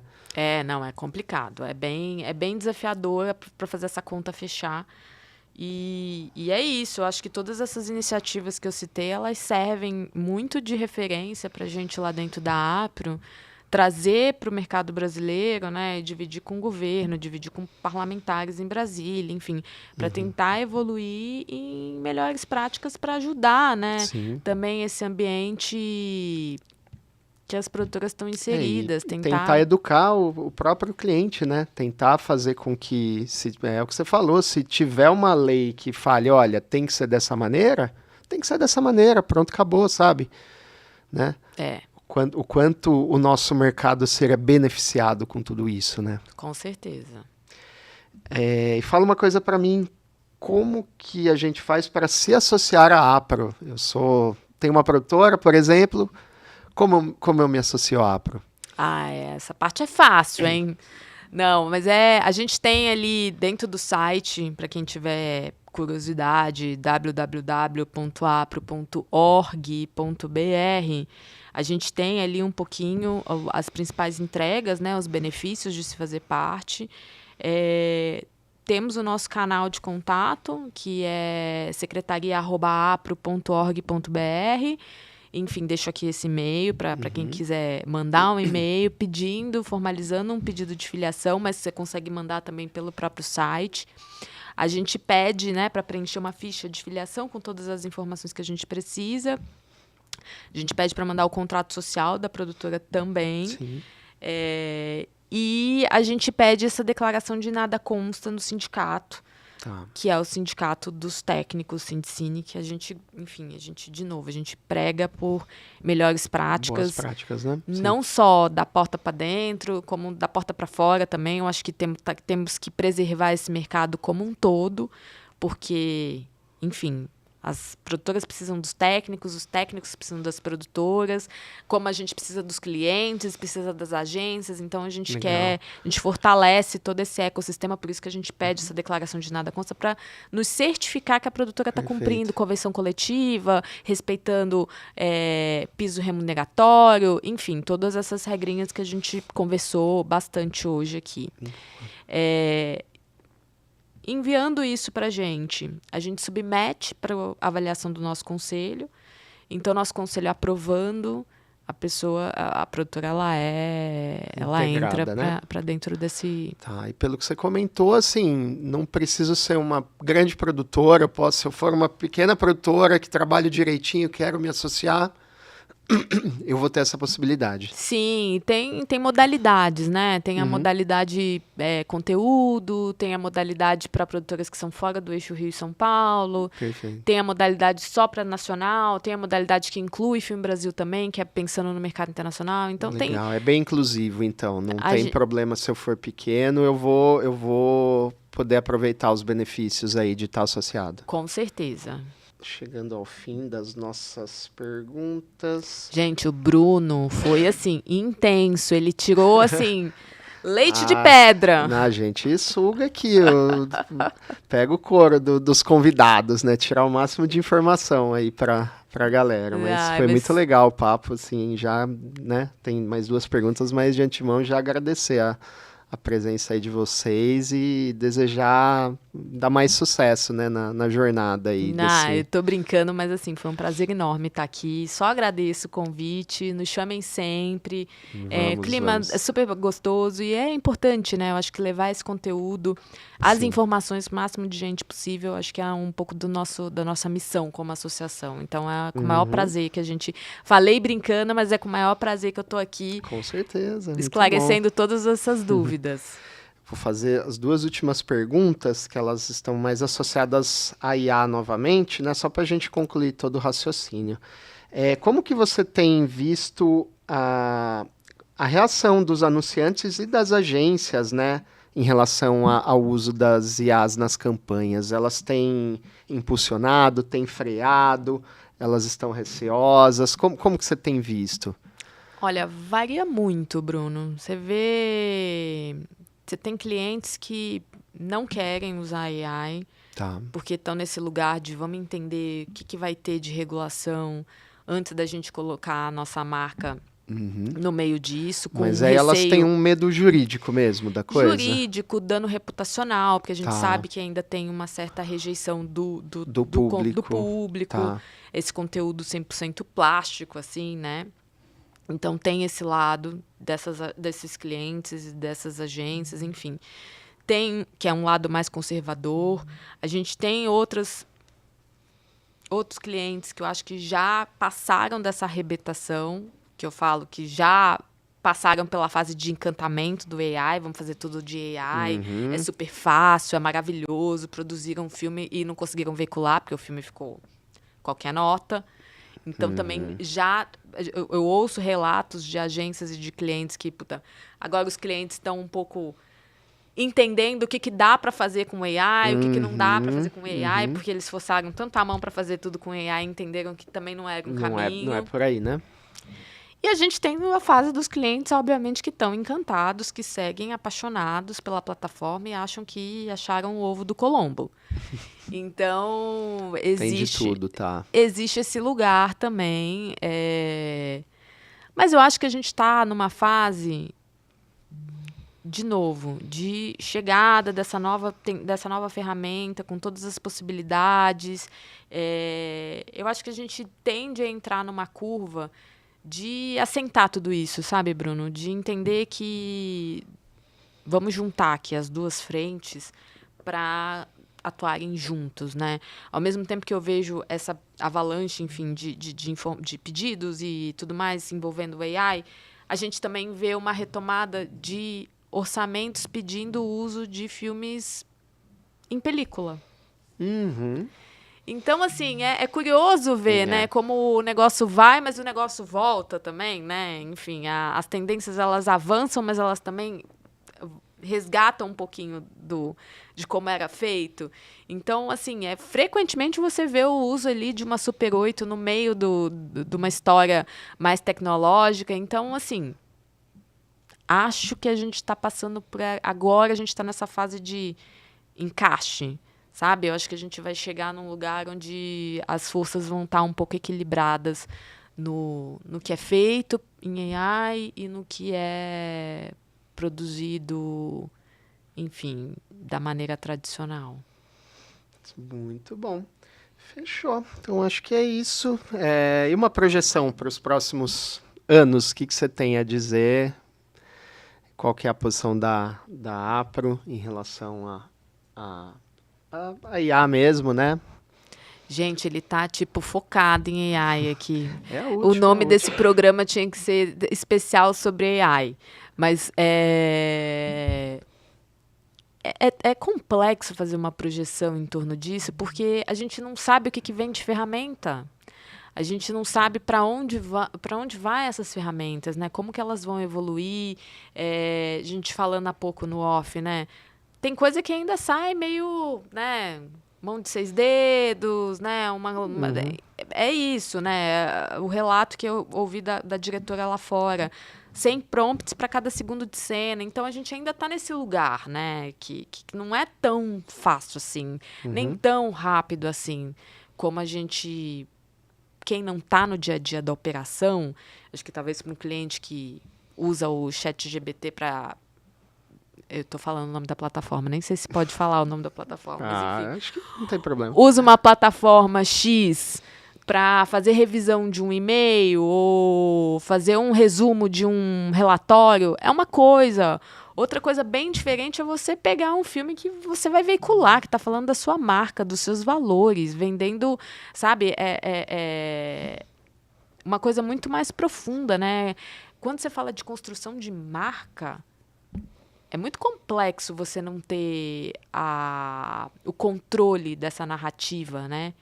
Então, eu realmente, de novo, eu volto a falar, eu acho que pode ser que eu seja poliana, enfim, mas eu acho que o humano por trás das máquinas, ele é extremamente necessário, porque é o humano que vai conseguir construir essas conexões, entendeu? Eu acho que o que eu vejo hoje saindo em AI tem muita coisa legal, mas há muita coisa legal que eu vejo é quando ela está utilizada no contexto certo, pensada com esse propósito. Porque existem campanhas que a gente sabe que são 100% feitas em AI, que você olha para a televisão e você fala, gente, o que é isso?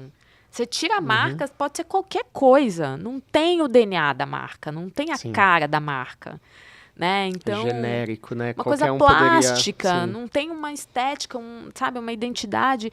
E de novo, a gente vive uma avalanche de informações dentro da internet. Todos os dias a gente é bombardeado por conteúdo. Como é que eu saio desse lugar de neutralidade para ter destaque, para que as pessoas de fato engajem comigo, se não é pelo um conteúdo que chame atenção?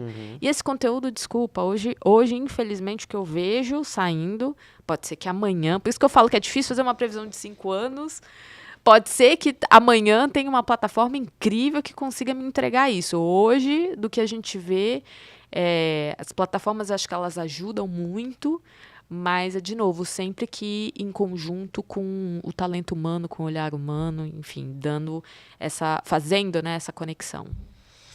Perfeito, Mariana, perfeito. É isso, então. Falar dos nossos patrocinadores só, tá? Rapidinho aí, para não tomar muito o seu tempo, mas a gente tem a Aptor, que você deve conhecer, né? Uma marca...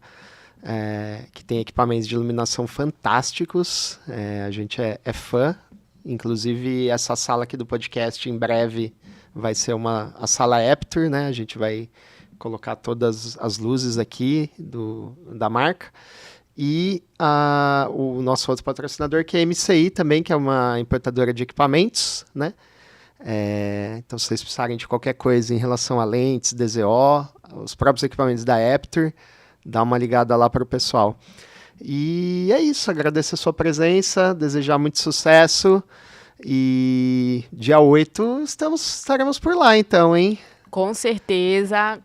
Continue nos acompanhando aí nas redes sociais, né? O @aprobr. LinkedIn também a gente está lá, Apro Brasil.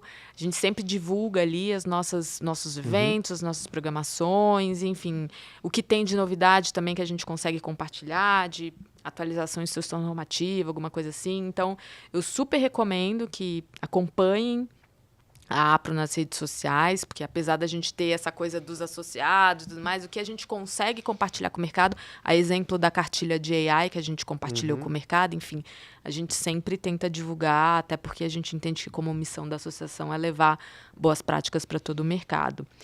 E quero muito agradecê-lo de novo pelo convite, uma honra estar aqui. Adorei esse bate-papo, espero que seja o primeiro de muitos.